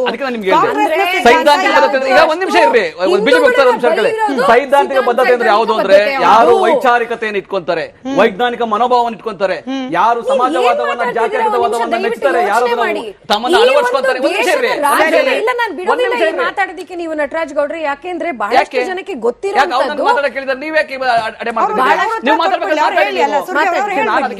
ಯಾರು ವೈಜ್ಞಾನಿಕ ಪ್ರಜ್ಞೆಯನ್ನು ಇಟ್ಕೊಂತಾರೆ, ಯಾರು ವೈಚಾರಿಕತೆಯನ್ನು ಇಟ್ಕೊಂತಾರೆ, ಯಾರು ಸಮಾಜವಾದ, ಜಾತ್ಯತೀತವಾದವನ್ನ ಅಳವಡಿಸ್ಕೊಂತಾರೆ, ಕೇವಲ ಬರೀ ಸಂವಿಧಾನದ ಪೀಠಿಕೆಯಲ್ಲಿ ಗೌರವ ಕೊಡೋದಲ್ಲ, ಯಾರು ಜೀವನದಲ್ಲಿ ಅಳವಡಿಸ್ಕೊಂತಾರೆ, ಯಾರು ಈ ಬಸವ, ಕುವೆಂಪು, ಕನಕದಾಸರ ಈ ತತ್ವಗಳ, ನಾರಾಯಣ ಗುರುಗಳ ತತ್ವವನ್ನು ಯಾರು ಅಳವಡಿಸ್ಕೊಂತಾರೆ ಜೀವನದಲ್ಲಿ, ಅವರು ನಿಜವಾದ ವಿಚಾರವಾದಿಗಳು, ಅವರೇ ನಿಜವಾದ ವೈಚಾರಿಕತೆ ಇರ್ತಕ್ಕಂಥವ್ರು, ಅವರೇ ನಮ್ಮ ಕಾಂಗ್ರೆಸ್ ಎಲ್ಲರೂ ಇದ್ದಾರೆ. ನಮ್ಮ ಕಾಂಗ್ರೆಸ್ ಎಲ್ಲರೂ ಅಳವಡಿಕೆ ಇದೆ.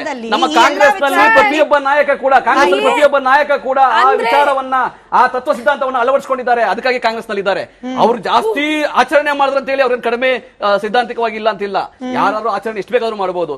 ತತ್ವ ಸಿದ್ಧಾಂತದಲ್ಲಿ ಕಾಂಪ್ರಮೈಸ್ ಇಲ್ಲ. ಒಂದು ಅಲ್ಲಿ ಮಾನ್ಯ ಯತೀಂದ್ರ ಅವರು ಹೇಳಿರ್ತಕ್ಕಂಥದ್ದೇನು, ಈ ತರ ವೈಚಾರಿಕತೆ ಇಟ್ಕೊಂಡಿರ್ತಕ್ಕಂಥವ್ರು, ಈ ಸೈದ್ಧಾಂತಿಕ ಬದ್ಧತೆ ಇಟ್ಕೊಂಡಿರ್ತಕ್ಕಂತಹ ಕಾಂಗ್ರೆಸ್ ಅಲ್ಲಿ ಇರ್ತಕ್ಕಂಥ ಎಲ್ಲಾ ನಾಯಕರು, ಮತ್ತೆ ಅದಲ್ಲದೆ ಬಹಳ ಯುವ ನಾಯಕತ್ವ ರಾಜ್ಯದಲ್ಲಿದೆ, ಅದಕ್ಕೊಂದು ಮುಂದಾಳತ್ವ ಬೇಕು, ಹಾಗಾಗಿ ನೀವು ವಹಿಸ್ಕೋಬೇಕು ಅಂತ ಹೇಳಿದ್ರೆ ಅದ್ರೊಳಗೆ ಆಶ್ಚರ್ಯ, ಅತಿಶಯೋಕ್ತಿ ಇಲ್ಲ. ಇವತ್ತು ಕೆಪಿಸಿಸಿ ಅಧ್ಯಕ್ಷರ ಸ್ಥಾನ ಖಾಲಿ ಇಲ್ಲ, ನಂಬರ್ 1. ಇವತ್ತು ಮುಖ್ಯಮಂತ್ರಿಗಳ ಸ್ಥಾನ ಖಾಲಿ ಇಲ್ಲ. ಸೊ ಹಾಗಾಗಿ ಅದ್ರ ಬಗ್ಗೆ ಚರ್ಚೆ ಆಗೋದಿಲ್ಲ. ಇಲ್ಲಿ ಚರ್ಚೆ ಆಗೋದು ಅದು ಅನಗತ್ಯ. ಅದ್ರ ಬಗ್ಗೆ ಚರ್ಚೆ ಆಗೋದು. ಮಾನ್ಯ ಯತೀಂದ್ರ ಅವರು ಹೇಳಿರ್ತಕ್ಕಂಥದ್ದು, ಈ ತರ ನಾಯಕತ್ವವನ್ನು ನಾವು ಬೆಳೆಸ್ಕೊಂಡು, ಮಾನ್ಯ ಸಿದ್ದರಾಮಯ್ಯನವರು ಇವಾಗ ಹೌದು ಕೊನೆಯ ಬಾರಿ ಚುನಾವಣೆ ಇದು, ಮುಂದಕ್ಕೆ ಏಜ್ ಆಗ್ತಾ ಎಲ್ಲಾ ಕಡೆ ರಾಜ್ಯದಲ್ಲಿ ಅಷ್ಟೇ ಸಕ್ರಿಯರಾಗಿ ಮಾಡಕ್ಕಾಗದಲ್ಲಿದ್ರು ಕೂಡ ರಾಜಕಾರಣದಲ್ಲಿ ಇರ್ತಾರೆ, ಸಲಹೆ ಮಾರ್ಗದರ್ಶನ ಕೊಡ್ತಾರೆ, ಅವರು ಎಲ್ಲೆಲ್ಲಿ ಅವಶ್ಯಕತೆ ಇದೆ ಅಲ್ಲಿ ಸಂಘಟನೆ ತೊಡಗಿಸ್ಕೊಂತಾರೆ. ಆದರೆ ಆ ತರ ನಾಯಕತ್ವ ದೇವರಾಜ ಅರಸು ನಂತರ ಮಾನ್ಯ ಸಿದ್ದರಾಮಯ್ಯ ಮಾತ್ರ ಮಾಡಕ್ ಸಾಧ್ಯ ಆಗಿರ್ತಕ್ಕಂಥದ್ದು. ಮಾನ್ಯ ಸಿದ್ದರಾಮಯ್ಯ ನಂತರ ಇನ್ನೊಬ್ರು ಯಾರು ಮಾಡಬೇಕು, ಎಲ್ಲ ಸಾಮೂಹಿಕವಾಗಿ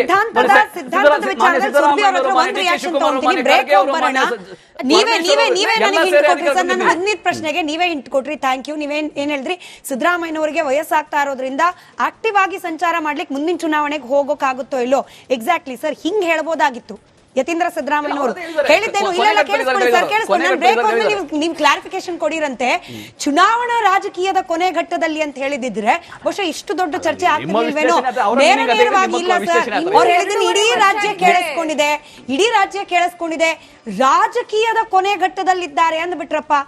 ಈ ಚುನಾವಣಾ ರಾಜಕೀಯದಿಂದ ಹಿಂದೆ ಸರಿದಿರುವ ದೇವೇಗೌಡರು ಇವತ್ತು ರಾಜಕಾರಣದಲ್ಲಿ ಆಕ್ಟಿವ್ ಇದ್ದಾರೆ, BS ಯಡಿಯೂರಪ್ಪನವರು ಇವತ್ತು ಆಕ್ಟಿವ್ ಇದ್ದಾರೆ. ಅದು ಚುನಾವಣಾ ರಾಜಕೀಯ ಸರ್.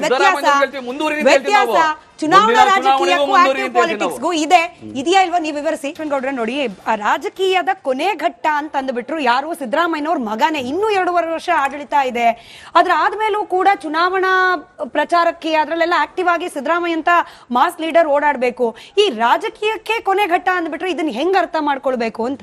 ಅದು ಸಿದ್ದರಾಮಯ್ಯ ಅವರು ನಿಷ್ಕ್ರಿಯರಾಗಿದ್ದಾರೆ, ಆಡಳಿತ ಸುಧಾರಣೆಯಲ್ಲಿ ನಿಷ್ಕ್ರಿಯ ಅಲ್ಲಲ್ಲ. ಹೇಳಿಕೆ ನಾನಾದ್ರೂ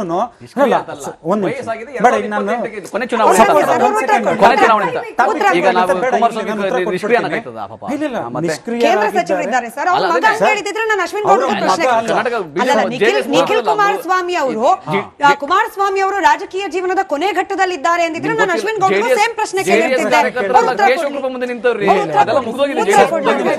ಚೇಂಜ್ ಆಗದ್ ಬೇಡ.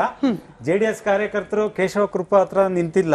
ಅದೇನಾಗಿದೆ, JDS ಅಲ್ಲಿ ಇರೋ ಅರ್ಧ ಡಜನ್ ನಾಯಕರನ್ನೆಲ್ಲ ನೀವು ಕಾಂಗ್ರೆಸ್ ಅಲ್ಲಿ ತಗೊಂಡೋಗಿ ಇಟ್ಕೊಂಡು ಇವತ್ತೆಲ್ಲ ಅವರೆಲ್ಲರೂ ಮಿನಿಸ್ಟರ್ ಆಗಿದ್ದಾರೆ.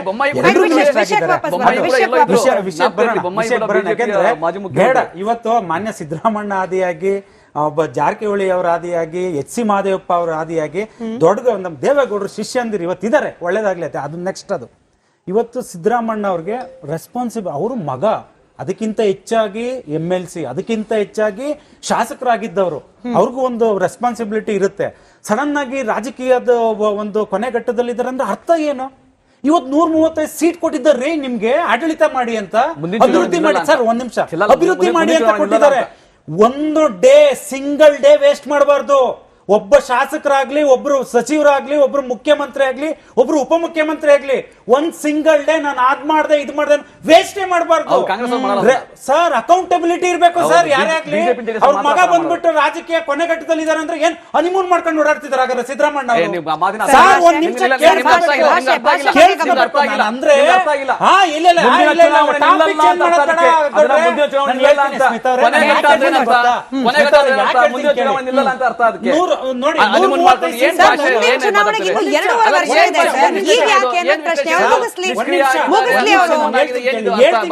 ಪ್ರಜಾಪ್ರಭುತ್ವ ವ್ಯವಸ್ಥೆ ನಾನು ಭಾಷೆಗೆ ನಾನು ಅಬ್ಜೆಕ್ಟ್ ಮಾಡಿದ್ದೀನಿ. ಅಲ್ಲಲ್ಲ ಭಾಷೆ ಅಬ್ಜೆಕ್ಷನ್ ಮಾಡಿದೀರಾ?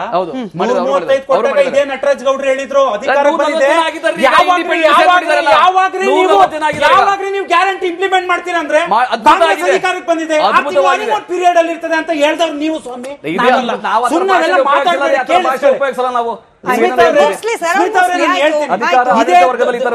ದೇವೇಗೌಡರು ಇದೇ ಮುಖ್ಯಮಂತ್ರಿ ಆಗಿದ್ದಾಗ ನಾನು ಹೇಳ್ತೀನಿ ಕೇಳಿ, ಯುಗಾದಿ ಹಬ್ಬ ಇತ್ತು. ಆ ಸಂದರ್ಭದಲ್ಲಿ ಸುಪ್ರೀಂ ಕೋರ್ಟ್ ಹೋಗಿದ್ರು, ನಮ್ಗೆ ಕಾವೇರಿ ನೀರು ಮೋಸ ಆಗಿದೆ, ನಮ್ಗೆ 1.5 TMC ಪ್ಲಸ್ 17 TMC ನೀರು ನಮ್ಗೆ ಹೆಚ್ಚುವರಿ ಬೇಕು, ಬೆಂಗಳೂರಿಗೆ ಕುಡಿಯಕ್ಕೆ ನೀರಿಲ್ಲ ಅಂತ. ಅಂದ್ರೆ ಅವತ್ತು ಹೇಳಿದ್ರು ಕಿವಿ ಮಾತನ್ನ ಕುಮಾರಣ್ಣ ಅವ್ರಿಗೆ ನಾನು ಕೇಳಿಸ್ಕೊಂಡಿರಕ್ ಮಾತಾಡ್ತೀನಿ. ಒಬ್ಬ ಅಧಿಕಾರದಲ್ಲಿ ಜನರು ಕೊಟ್ಟಿದ್ದಾರೆ, ಅದು ಶಾಶ್ವತ ಅಲ್ಲ. ಅಧಿಕಾರ ಶಾಶ್ವತ ಇರಲ್ಲ, ಇದ್ದಾಗ ಜನರಿಗೋಸ್ಕರ ದುಡಿಬೇಕು. 20 ದಿನ ನಾನು ಹೋಗಿ ಕಷ್ಟಪಟ್ಟಿದ್ದೀನಿ, ಕೇಳಿಸ್ಕೊಳ್ಳಿ. ಸಿದ್ದರಾಮಯ್ಯ ಅವರು 2.5 ವರ್ಷ ನೀವು ಅಧಿಕಾರ ಮಾಡಿ ಉತ್ತಮವಾದಂತ ಆಡಳಿತ ಕೊಡಿ ಅಂತ ನಾವು ಕೇಳ್ಕೊಂತಿರೋದು.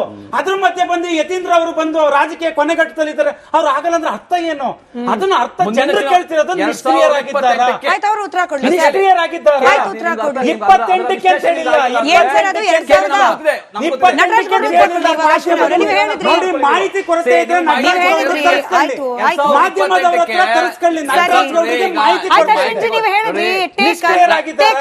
ಇಲ್ಲ director DK Shivakumar security guard ಕೆಲಸ ಮಾಡ್ಕೊಂಡಿದ್ದೀರಾ, ಮೋಸ ಮಾಡಿದ್ದಾರೆ. 4 ದಶಕಗಳ ಕಾಲ ಚುನಾವಣಾ ರಾಜಕಾರಣವನ್ನ ಮಾಡಿದವರು ರಾಜಕೀಯ ಕೊನೆಘಟ್ಟ ಮುಂದಿನ ಚುನಾವಣೆ ನಿಲ್ಲಲ್ಲ ಅಂತ ಇವತ್ತು ರಾಜ್ಯ ರಾಜಕಾರಣದಲ್ಲಿ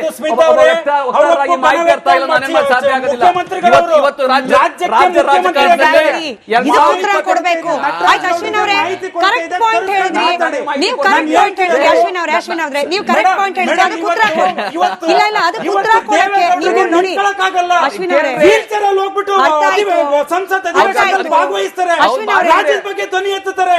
ಇವತ್ತು ತಾಳ್ಮೆ ಸಮಾಜನ ಇವತ್ತು ಎಸ್ಟಿ ಕಮ್ಯುನಿಟಿ ಸೇರ್ಸಿದ್ರು, ಇವತ್ತು ನಿಮ್ಮದೇ ಸರ್ಕಾರ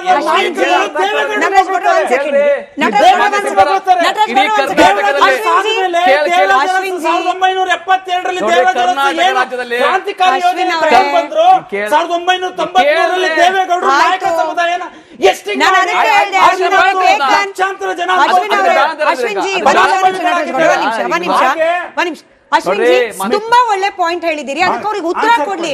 ನೋಡಿ ಸರ್, ಒಬ್ಬ ಶಾಸಕರು ಅಥವಾ ಒಬ್ಬ MP ಆಗಿದ್ದು ಅವರು ರಾಜಕೀಯ ಜೀವನದ ಕೊನೆ ಘಟ್ಟದಲ್ಲಿದ್ದಾರೆ ಅಂತ ಹೇಳಿ ಅವ್ರ ಮಗನೋ ಮತ್ತೊಬ್ಬ ಯಾರೋ ನಾಯಕರು ಹೇಳಿದಿದ್ರೆ ಒಪ್ಕೊಂಡು ಸುಮ್ಮನೆ ಆಗ್ಬಿಡ್ಬೋದಾಗಿತ್ತು. ಈ ರಾಜ್ಯದ ಮುಖ್ಯಮಂತ್ರಿಗಳು ಸರ್, ಈ ರಾಜ್ಯದ ಮುಖ್ಯಮಂತ್ರಿಗಳು ರಾಜಕೀಯ ಜೀವನದ ಕೊನೆ ಘಟ್ಟದಲ್ಲಿದ್ದಾರೆ, ಹಾಗಾಗಿ ನಾವು ಅವರ ಮುಂದಿನ ನಾಯಕತ್ವ ಯಾರಿಗೆ ಅನ್ನೋದನ್ನ ಅನೌನ್ಸ್ ಮಾಡ್ತಿದ್ದಾರೆ ಅವ್ರ ಮಗ ಅಂದಾಗ, ಹಾಗಾದ್ರೆ ಸಿದ್ದರಾಮಯ್ಯನವರು ಬಳಲ್ ಬಿಟ್ರಾ?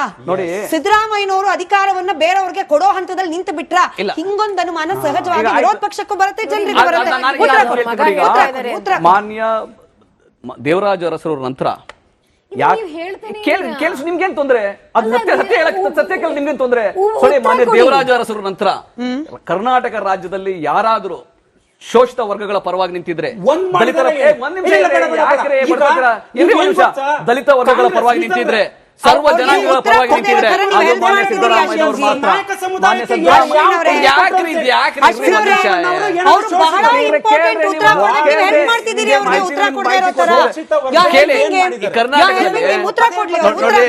ಇವತ್ತು ಒಂದ್ ನಿಮಿಷ JDS ನಲ್ಲಿ ಅದು ಹೇಳ್ಬಾರ್ದು, ಈ ತರ ಹೇಳ್ಬಾರ್ದು, ಬಟ್ ಅವ್ರ ಮಾತು ನಾನು ಹೇಳ್ತೀನಿ. JDS ನಲ್ಲಿ ಕುಮಾರಸ್ವಾಮಿ ಅವರು ಮುಖ್ಯಮಂತ್ರಿ ಆಗಿದ್ರು, ಕುಮಾರಸ್ವಾಮಿ ಅವರು ಮುಖ್ಯಮಂತ್ರಿ ಆದಾಗ 8 ಜನ ಒಕ್ಕಲಿಗ ಮಂತ್ರಿಗಳಾಗಿದ್ರು. ಬೇರೆ ಯಾರಿಗೂ ಅವಕಾಶ ಹೊರಟ್ಟಿಯವ್ರಿಗೆ ಅವಕಾಶ ಕೊಡ್ಲಿಲ್ಲ ಇವರು. ಹೊರಟ್ಟಿಯವ್ರಿಗೆ ಇದು ಸಾಮಾಜಿಕ ಅಸಮತೋಲನ ಅಂತಾರೆ, ಅದು ಜಾತಿವಾದ ಅಂತಾರೆ. ಸಿದ್ದರಾಮಯ್ಯನವರು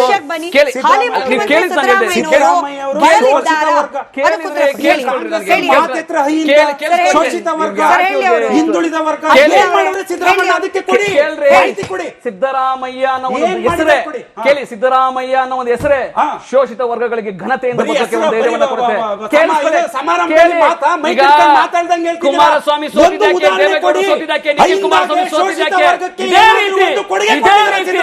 ಎಲ್ಲರಿಗೂ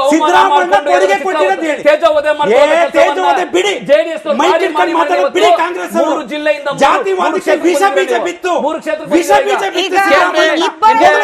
ಸಾಮಾಜಿಕ ನ್ಯಾಯ ಗೊತ್ತಿಲ್ಲ, ಸಾಮಾಜಿಕ ನ್ಯಾಯ ಗೊತ್ತಿಲ್ಲ ನಿಮ್ಗೆ, ಸಾಮಾಜಿಕ ನ್ಯಾಯ ನಟರಾಜ್ ಗೌಡ್ರು ಅಶ್ವಿನ್ ಗೌಡ್ರದು ಪರಸ್ಪರ ವಾಗ್ಯುದ್ಧ ಮುಗಿದ್ರೆ ವೀಕ್ಷಕರಿಗೆ ಅರ್ಥ ಆಗೋ ರೀತಿಯಲ್ಲಿ ಉತ್ತರ ಕೊಡ್ಲಿ. ರಾಜಕೀಯ ಜೀವನದ ನನಗೆ ಉತ್ತರ ಬೇಕೇ ಬೇಕು. ಅಶ್ವಿನ್ ಅವರೇ, kindly help me to get the answer ಹೇಳಿ. ರಾಜಕೀಯ ಜೀವನದ ಕೊನೆ ಘಟ್ಟದಲ್ಲಿದ್ದಾರೆ ಅಂದ್ರೆ ಮುಖ್ಯಮಂತ್ರಿಯಾದ ಸಿದ್ದರಾಮಯ್ಯನವರು ಬಳಲಿದ್ದಾರಾ? ಕೇಳಿ, ಅವರು ಮುಖ್ಯಮಂತ್ರಿಯಾಗಿ ಇನ್ನೂ 2.5 ವರ್ಷಗಳ ಕಾಲ ಅವಕಾಶ ಇದೆ. ಅವರು 4 ದಶಕಗಳ ಕಾಲ ಒಂದು 5ರ ಸಿದ್ಧಾಂತವನ್ನು ಇಟ್ಕೊಂಡು ಈ ರಾಜ್ಯದಲ್ಲಿ ಸಂಘಟನೆಯನ್ನ ಮಾಡಿಕೊಂಡು ಕಳೆದ 25 ವರ್ಷಗಳಿಂದ 2000ದಿಂದ ನಾನು ಗಮನಿಸ್ತಾ ಇದ್ದೀನಿ, 25 ವರ್ಷಗಳಿಂದ ಶೋಷಿತ ವರ್ಗಗಳ ಅಹಿಂದ ಅಂತ ಒಂದು ಸಮಾವೇಶಗಳನ್ನ ಮಾಡಿ ಅವ್ರಿಗೆಲ್ಲ ಒಂದು ಧ್ವನಿ ಆಗಬೇಕು ಅಂತ ಹೇಳಿ ಸಂಘಟನೆ ಮಾಡ್ಕೊಂಡು ಬಂದಂತವರು. ಆ ಚಳುವಳಿ ಇದೆಯಲ್ಲ, ಸೈದ್ಧಾಂತಿಕ ಬದ್ಧತೆಯ ಚಳುವಳಿ ಇದೆಯಲ್ಲ, ಚಳುವಳಿಯನ್ನ ಯಾರು ಮುಂದುವರಿಸಬೇಕು? ಕಾಂಗ್ರೆಸ್ ಅಲ್ಲೂ ಆ ಬದ್ಧತೆ ಇರ್ತಕ್ಕಂಥ ಎಲ್ಲರೂ ಇದ್ದಾರೆ. ಅದು ಬಿಟ್ಟು ಕೂಡ ಹೊರಗಿನ ನಾಯಕರುಗಳು, ಬಹಳ ಯುವ ನಾಯಕರುಗಳು ಇದಾವೆ. ಅವರೆಲ್ಲರಿಗೂ ಯಾರು ಅವಕಾಶ ಆಗಬೇಕು, ಯಾರು ಮುಂದಾಳತ ಆಗಬೇಕು ಅಂತ ಹೇಳಿ ಅವ್ರು ಹೇಳಿರೋ ಹೇಳಿಕೆ ಅದು ಮುಖ್ಯಮಂತ್ರಿಯ ಪದವಿ ವಿಷಯ ಅಲ್ಲ, ಕೆಪಿಸಿಸಿ ಅಧ್ಯಕ್ಷರ ಪದವಿಯ ವಿಷಯ ಅಲ್ಲ, ಅದು ಒಂದು ಸೈದ್ಧಾಂತಿಕ ಬದ್ಧತೆಯ ಚಳುವಳಿಯ ಆಂದೋಲನದ ವಿಷಯ. ಯಾಕಂದ್ರೆ ಈ ರಾಜ್ಯದಲ್ಲಿ, ಈ ದಕ್ಷಿಣ ಭಾರತದಲ್ಲಿ ಏಕೈಕ ರಾಜ್ಯ ಕರ್ನಾಟಕದಲ್ಲಿ ಮತಾಂಧರು ಅವಕಾಶವನ್ನು ಪಡ್ಕೊಂಡು, ಕೋಮುವಾದಿಗಳು ಅವಕಾಶವನ್ನು ಪಡ್ಕೊಂಡು ಅಧಿಕಾರಕ್ಕೆ ಬರ್ತಾರೆ. ಹುಷಾರಾಗಿರ್ಬೇಕು.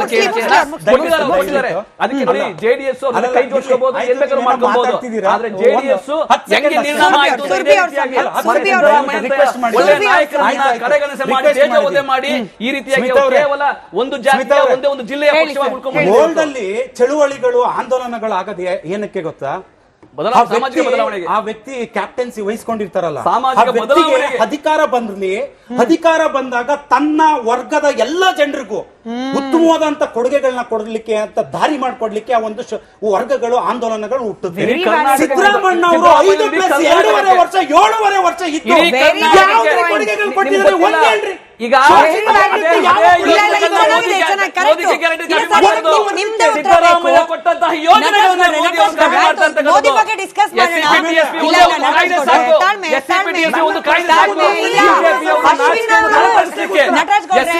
ಒಂದೇ ಕಾಯ್ದೆ ಸಾಕು.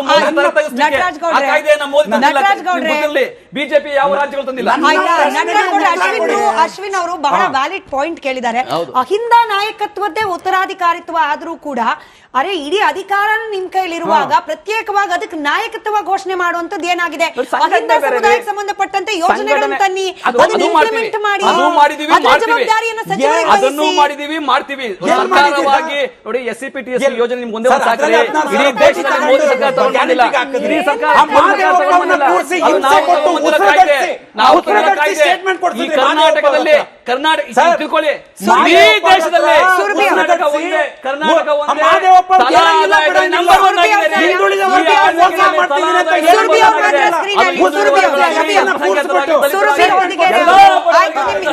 ನಿಮ್ಮಿಬ್ಬರ ಉತ್ತರವನ್ನು ನಾವು ಪಡೆದಿದ್ದೇವೆ. ಉತ್ತರ ಕೊಟ್ಟಿಲ್ಲ. ಸುರ್ಬಿ ಅವ್ರ ವಾಯ್ಸ್ ಮಾತ್ರ ಆನ್. ಸುರ್ಬಿ ಅವ್ರ ವಾಯ್ಸ್ ಮಾತ್ರ ಆನ್. ನಾನು ಉತ್ತರ ಕೊಡ್ಬೋದಾ ನಟರಾಜ್ ಗೌಡ್ರೆ? ನೀವೇನ್ ಹೇಳ್ತಿದ್ದೀರಾ? ಸೈದ್ಧಾಂತಿಕ ಭದ್ರತೆ, ಶೋಷಣ ವರ್ಗಕ್ಕೆ ಮಾಡಿರುವಂತಹ ಒಂದು ಕೆಲಸಗಳು ಅಂತ ಹೇಳ್ತಾ ಇದ್ದೀರಾ. ಅಂತಹ ಸರ್ಕಾರ ಆಗಿದ್ರೆ, ಅಂತಹ ಮುಖ್ಯಮಂತ್ರಿಗಳಾಗಿದ್ರೆ ವಾಲ್ಮೀಕಿ ನಿಗಮ ಮಂಡಳಿದು ಭ್ರಷ್ಟಾಚಾರ ಆಗ್ತಿರ್ಲಿಲ್ಲ.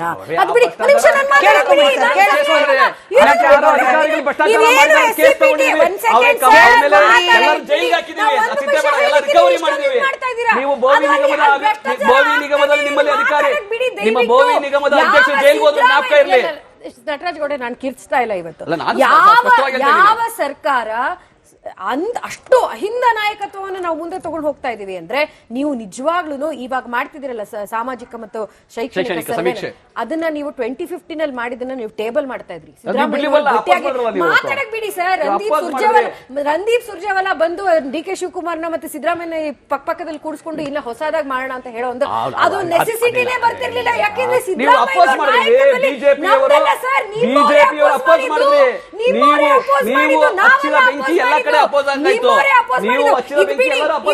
ದಯವಿಟ್ಟು ಕೇಳಿಸ್ಕೊಳ್ಳಿ. ಇನ್ನು 1 ವಾರ ಆಗಿದೆ ಅಷ್ಟೇ, ಒಂದೂವರೆ ವಾರ ಆಗಿದೆ ಅಷ್ಟೇ. ದಸರಾದಲ್ಲಿ 9 ವರ್ಷದ ಬಾಲಕಿ, ST ಸಮುದಾಯಕ್ಕೆ ಸೇರಿದಂತಹ ಬಾಲಕಿ ಸಿದ್ದರಾಮಯ್ಯನವರ ಕ್ಷೇತ್ರದಲ್ಲಿ ಮೈಸೂರಿನಲ್ಲಿ ಅವ್ರದ್ದು ಅತ್ಯಾಚಾರ ಮತ್ತೆ ರೇಪ್ ಮತ್ತೆ ಮರ್ಡರ್ ಆಗಿರುವಂತಹ ಮಹಿಳೆ, ಒಂದು ಹುಡುಗಿ ಬಗ್ಗೆ ಸಿದ್ದರಾಮಯ್ಯರವರು ಬಂದು ಗಟ್ಟಿಯಾಗಿ ಮಾತಾಡಿ ಅವ್ರಿಗೆ ಪರಿಹಾರ ಕೊಡ್ತಾ ಇದ್ರು.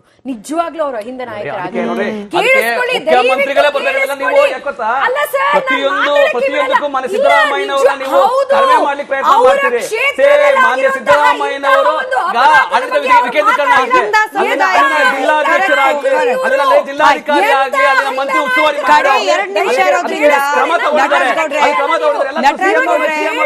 ಎಲ್ಲದಕ್ಕೂ ಮೋದಿ ಬರ್ತಾರೆ. ಕರ್ನಾಟಕದಲ್ಲಿ ಆಗ್ತಾ ಇರ್ತಾರೆ, ಎಲ್ಲದಕ್ಕೂ ಮೋದಿ ಬರ್ತಾರೆ. ಇಲ್ಲಿ ಆ ಜಿಲ್ಲೆಯಲ್ಲಿ ಜಿಲ್ಲಾಧಿಕಾರಿಗಳಿದ್ದಾರೆ, ಉಸ್ತುವಾರಿ ಸಚಿವರಿದ್ದಾರೆ, ಅವರು ಕ್ರಮ ತಗೊಂಡಿದ್ದಾರೆ. ಮನೆಗೆ ಪರಿಹಾರ ಸಿಕ್ಕಿಲ್ಲ. ಜಿಲ್ಲಾಧಿಕಾರಿಗಳು ಮತ್ತೆ ಉಸ್ತುವಾರಿ ತಗೊಂತಾರೆ,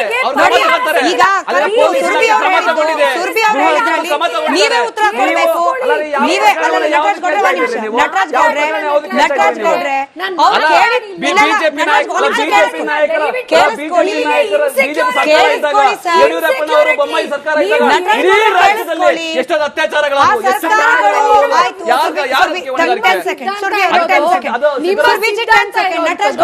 ನಟರಾಜ್ ಗೌಡ್ರೆ ನೋಡಿ, ಈಗ ಹಿಂದಿನ ಸರ್ಕಾರಗಳು ಸರಿಯಾಗಿ ಕೆಲಸ ಮಾಡ್ಲಿಲ್ಲ ಅಂತಾನೆ ಅವರನ್ನು ವಿರೋಧ ಪಕ್ಷ ಸ್ಥಾನದಲ್ಲಿ ಕೂರಿಸಿದ್ದಾರೆ.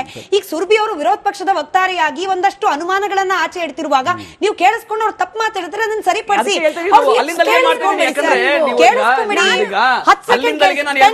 10 ಸೆಕೆಂಡ್ ತಾಳ್ಮೆ ಕಂಪ್ಲೀಟ್ ಮಾಡಿ ಸುರ್ಬಿ ಅವರು. ಯಾವ PTTSB ಮಾತಾಡ್ತಿದ್ದೀರಾ ನೀವು, ಅದು ದುರ್ಬಳಕೆ ಆಗಿರೋದ್ರ ಬಗ್ಗೆ ನೀವು ಹೇಳಲೇ ಇಲ್ಲ. ಅದು ಬಹಳಷ್ಟು ಜನ ಇದೇ ಸಮುದಾಯದ ಬಂದು ಹೋರಾಟ ಮಾಡಬೇಕಾದಂತ ಒಂದು ಪರಿಸ್ಥಿತಿ ಆಯ್ತು. ಮತ್ತೆ ನಾನು ಏನ್ ಆ ಬಾಲಕಿ ಬಗ್ಗೆ ಹೇಳಿದ್ನೋ ಅದು ಆನ್ ಗೋಯಿಂಗ್ ಕೇಸು. ನಟರಾಜ್ ಗೌಡ್ರೆ, ಎಲ್ಲದಕ್ಕೂ ಹೌದು, ಎಲ್ಲದಕ್ಕೂ ಪ್ರಧಾನ ಮಂತ್ರಿಗಳು ಮುಖ್ಯಮಂತ್ರಿ ಬರೋದಕ್ಕಾಗಲ್ಲ. ಆ ಮನೆತನಕ್ಕೆ ಪರಿಹಾರ ಸಿಗ್ತಾ, ಅವ್ರಿಗೆ ಲೀಗಲ್ ಏಡ್ ಸಿಗ್ತಾ, ಅದ್ರ ಬಗ್ಗೆ ಒಂದ್ ನಿಮಿಷ ಯೋಚನೆ ಮಾಡಿ. ಇದನ್ನೆಲ್ಲ ಹೇಳ್ತಾ ಸಿದ್ಧಾಂತ ಸಿದ್ಧಾಂತ ಸಿದ್ಧಾಂತ ಅಂತ ಹೇಳ್ತಿರಲ್ಲ, ಸಿದ್ದರಾಮಯ್ಯನವ್ರು ಮಾಡಿರುವಂತಹ ಸ್ಟೇಟ್ಮೆಂಟ್ಗಳು ಈ 1 ತಿಂಗಳಲ್ಲಿ ಏನು ಅಂದ್ರೆ ಹಿಂದೂ ಧರ್ಮದನ್ನು ಬೈಯೋದು, ಸನಾತನ ಹಿಂದೂ ಧರ್ಮಕ್ಕೆ ಏನು ಬೈದಿದ್ದಾರೆ? ಹಿಂದೂ ಧರ್ಮಕ್ಕೂ ಸನಾತನಿಗೂ ಸಂಬಂಧ ಇದ್ರೆ ಸನಾತನಿಗೂ ಹಿಂದೂ ಧರ್ಮಕ್ಕೆ ಏನು ಸಂಬಂಧ? ನನಗೂ ಸನಾತನಿಗೆ ಸಂಬಂಧ ಅಲ್ಲ, ನಾನು ಹಿಂದೂ, ಅಲ್ಲ. ನೀವು ಬ್ರಾಹ್ಮಣತ್ಯನ ವೈದಿಕ ಪದ್ಧತಿ ಮಾತ್ರ ಹಿಂದೂ ಅಂದ್ರೆ ಏನರ್ಥ? ಅದು ವೈದಿಕ ಪದ್ಧತಿ ಮಾತ್ರ ಹಿಂದೂ ಏನರ್ಥ? RSS ಬಿಜೆಪಿ ಮಾತ್ರ ಹಿಂದೂ ಏನರ್ಥ? ನೀವೇ ಸರ್ಟಿಫಿಕೇಟ್ ಕೊಡ್ತಾ ಇದ್ದೀರಾ ನೀವು ಬಿಜೆಪಿಯವರು? ಯಾರು ಹಿಂದೂ, ಯಾವ್ದು ಧರ್ಮ, ಯಾವ ಹಿಂದೂ ಧರ್ಮ, ನೀವು ಸರ್ಟಿಫಿಕೇಟ್ ಕೊಡ್ತಾ ಇದ್ದೀರಾ ನೀವು? ರಾಷ್ಟ್ರಪತಿ ದ್ರೌಪದಿ ಮುರ್ಮು ಅವರನ್ನ ಏಕವಚನದಲ್ಲಿ ಬೈದಿರೋದು ಇದೇ ಸಿದ್ದರಾಮಯ್ಯ. ದಲಿತರು ಅಂತ ಹೇಳಿ ನೀವು, ನೀವು ಪಾರ್ಲಿಮೆಂಟ್ ಅವಮಾನ ಮಾಡಿದ್ರೆ ಅವ್ರಿಗೆ ದ್ರೌಪದಿ ಮುರ್ಮು ಅವಮಾನ ಮಾಡಿದ್ ನೀವು. ಅವ್ರನ್ನ ಪಾರ್ಲಿಮೆಂಟ್ ಕರೀಲಿಲ್ಲ. Custodian of parliament. Droupadi Murmu was the custodian of parliament. ಅವಮಾನ ಮಾಡಿದ್ರೆ ಅವ್ರು ನೀವು ಬಿಜೆಪಿಗರು ರಾಷ್ಟ್ರಪತಿಗೆ ಅವಮಾನ ಮಾಡಿದ್ರು. ಇದೆಲ್ಲದರ ಬಗ್ಗೆ ಚರ್ಚೆ ಆಗಿದೆ, ಇದೆಲ್ಲದರ ಬಗ್ಗೆ ಚರ್ಚೆ ಆಗಿದೆ. ನಟರಾಜ್ ಗೌಡ್ರೆ, ಕಾಂಗ್ರೆಸ್ ಪಕ್ಷದ, ಅದರಲ್ಲೂ ಅಧಿಕಾರದಲ್ಲಿರುವ ಕಾಂಗ್ರೆಸ್ ಪಕ್ಷದ ಬಗ್ಗೆ ಜನರಿಗಿರೋ ನಿರೀಕ್ಷೆ ಏನಂತಂದ್ರೆ ರಿಯಲ್ ಇಶ್ಯೂಸ್ ಇದೆಯಪ್ಪ. ರಿಯಲ್ ಇಶ್ಯೂಸ್ ಮಾತನಾಡೋ ಸಂದರ್ಭದಲ್ಲಿ ನೀವು RSS ಬ್ಯಾನ್ ಅಂತೀರಿ, ರಸ್ತೆ ಗುಂಡಿ ಮಾತನಾಡಿದ್ರೆ ಉದ್ಯಮಿಗಳಿಗೆ ಧಮಕಿ ಹಾಕ್ತೀರಿ. ಇದೆಲ್ಲ ಬಿಟ್ಬಿಟ್ಟು ಅಹಿಂದ ನಾಯಕತ್ವ, ಉತ್ತರಾಧಿಕಾರಿ ಬಗ್ಗೆ ಮಾತನಾಡ್ತೀರಿ. ನಿಜವಾದ ಜನಪರವಾದ ವಿಚಾರಗಳನ್ನ ಚರ್ಚೆ ಮಾಡ್ಲಿಕ್ಕೆ ಮಾಧ್ಯಮಕ್ಕೂ ಅವಕಾಶ ಮಾಡಿಕೊಡಿ ದಯಮಾಡಿ. ಯತೀಂದ್ರ ಸಿದ್ದರಾಮಯ್ಯನವ್ರಿಗೂ ಕೂಡ ನಾಯಕತ್ವ ಬದಲಾವಣೆಗೆ ಇದು ಸೂಕ್ತ ಸಮಯ ಅಲ್ಲ ಸರ್. ನಾಯಕತ್ವ ಬದಲಾವಣೆ ಬಗ್ಗೆ ಮಾತಾಡಿಲ್ಲ ಅವರು. ನಾಯಕತ್ವ ಬದಲಾವಣೆ ಬಗ್ಗೆ ಮಾತಾಡಿಲ್ಲ ಅವರು. ನಾಯಕತ್ವ ಬದಲಾವಣೆ ಬಗ್ಗೆ ಮಾತಾಡಿಲ್ಲ ಅವರು. ಅವ್ರು ಮಾಡೋದು ಅಭಿವೃದ್ಧಿ ಆಗ್ತಾ ಇದೆ, ರಾಜ್ಯ ಸರ್ಕಾರಕ್ಕೆ ಯಾವ ತೊಂದರೆ ಇಲ್ಲ. ಮುಂದಿನ ಅಹಿಂದ ನಾಯಕ ಯಾರು ಬಿಜೆಪಿ ಮಾಡಕ್ಕಾಗಲ್ಲ.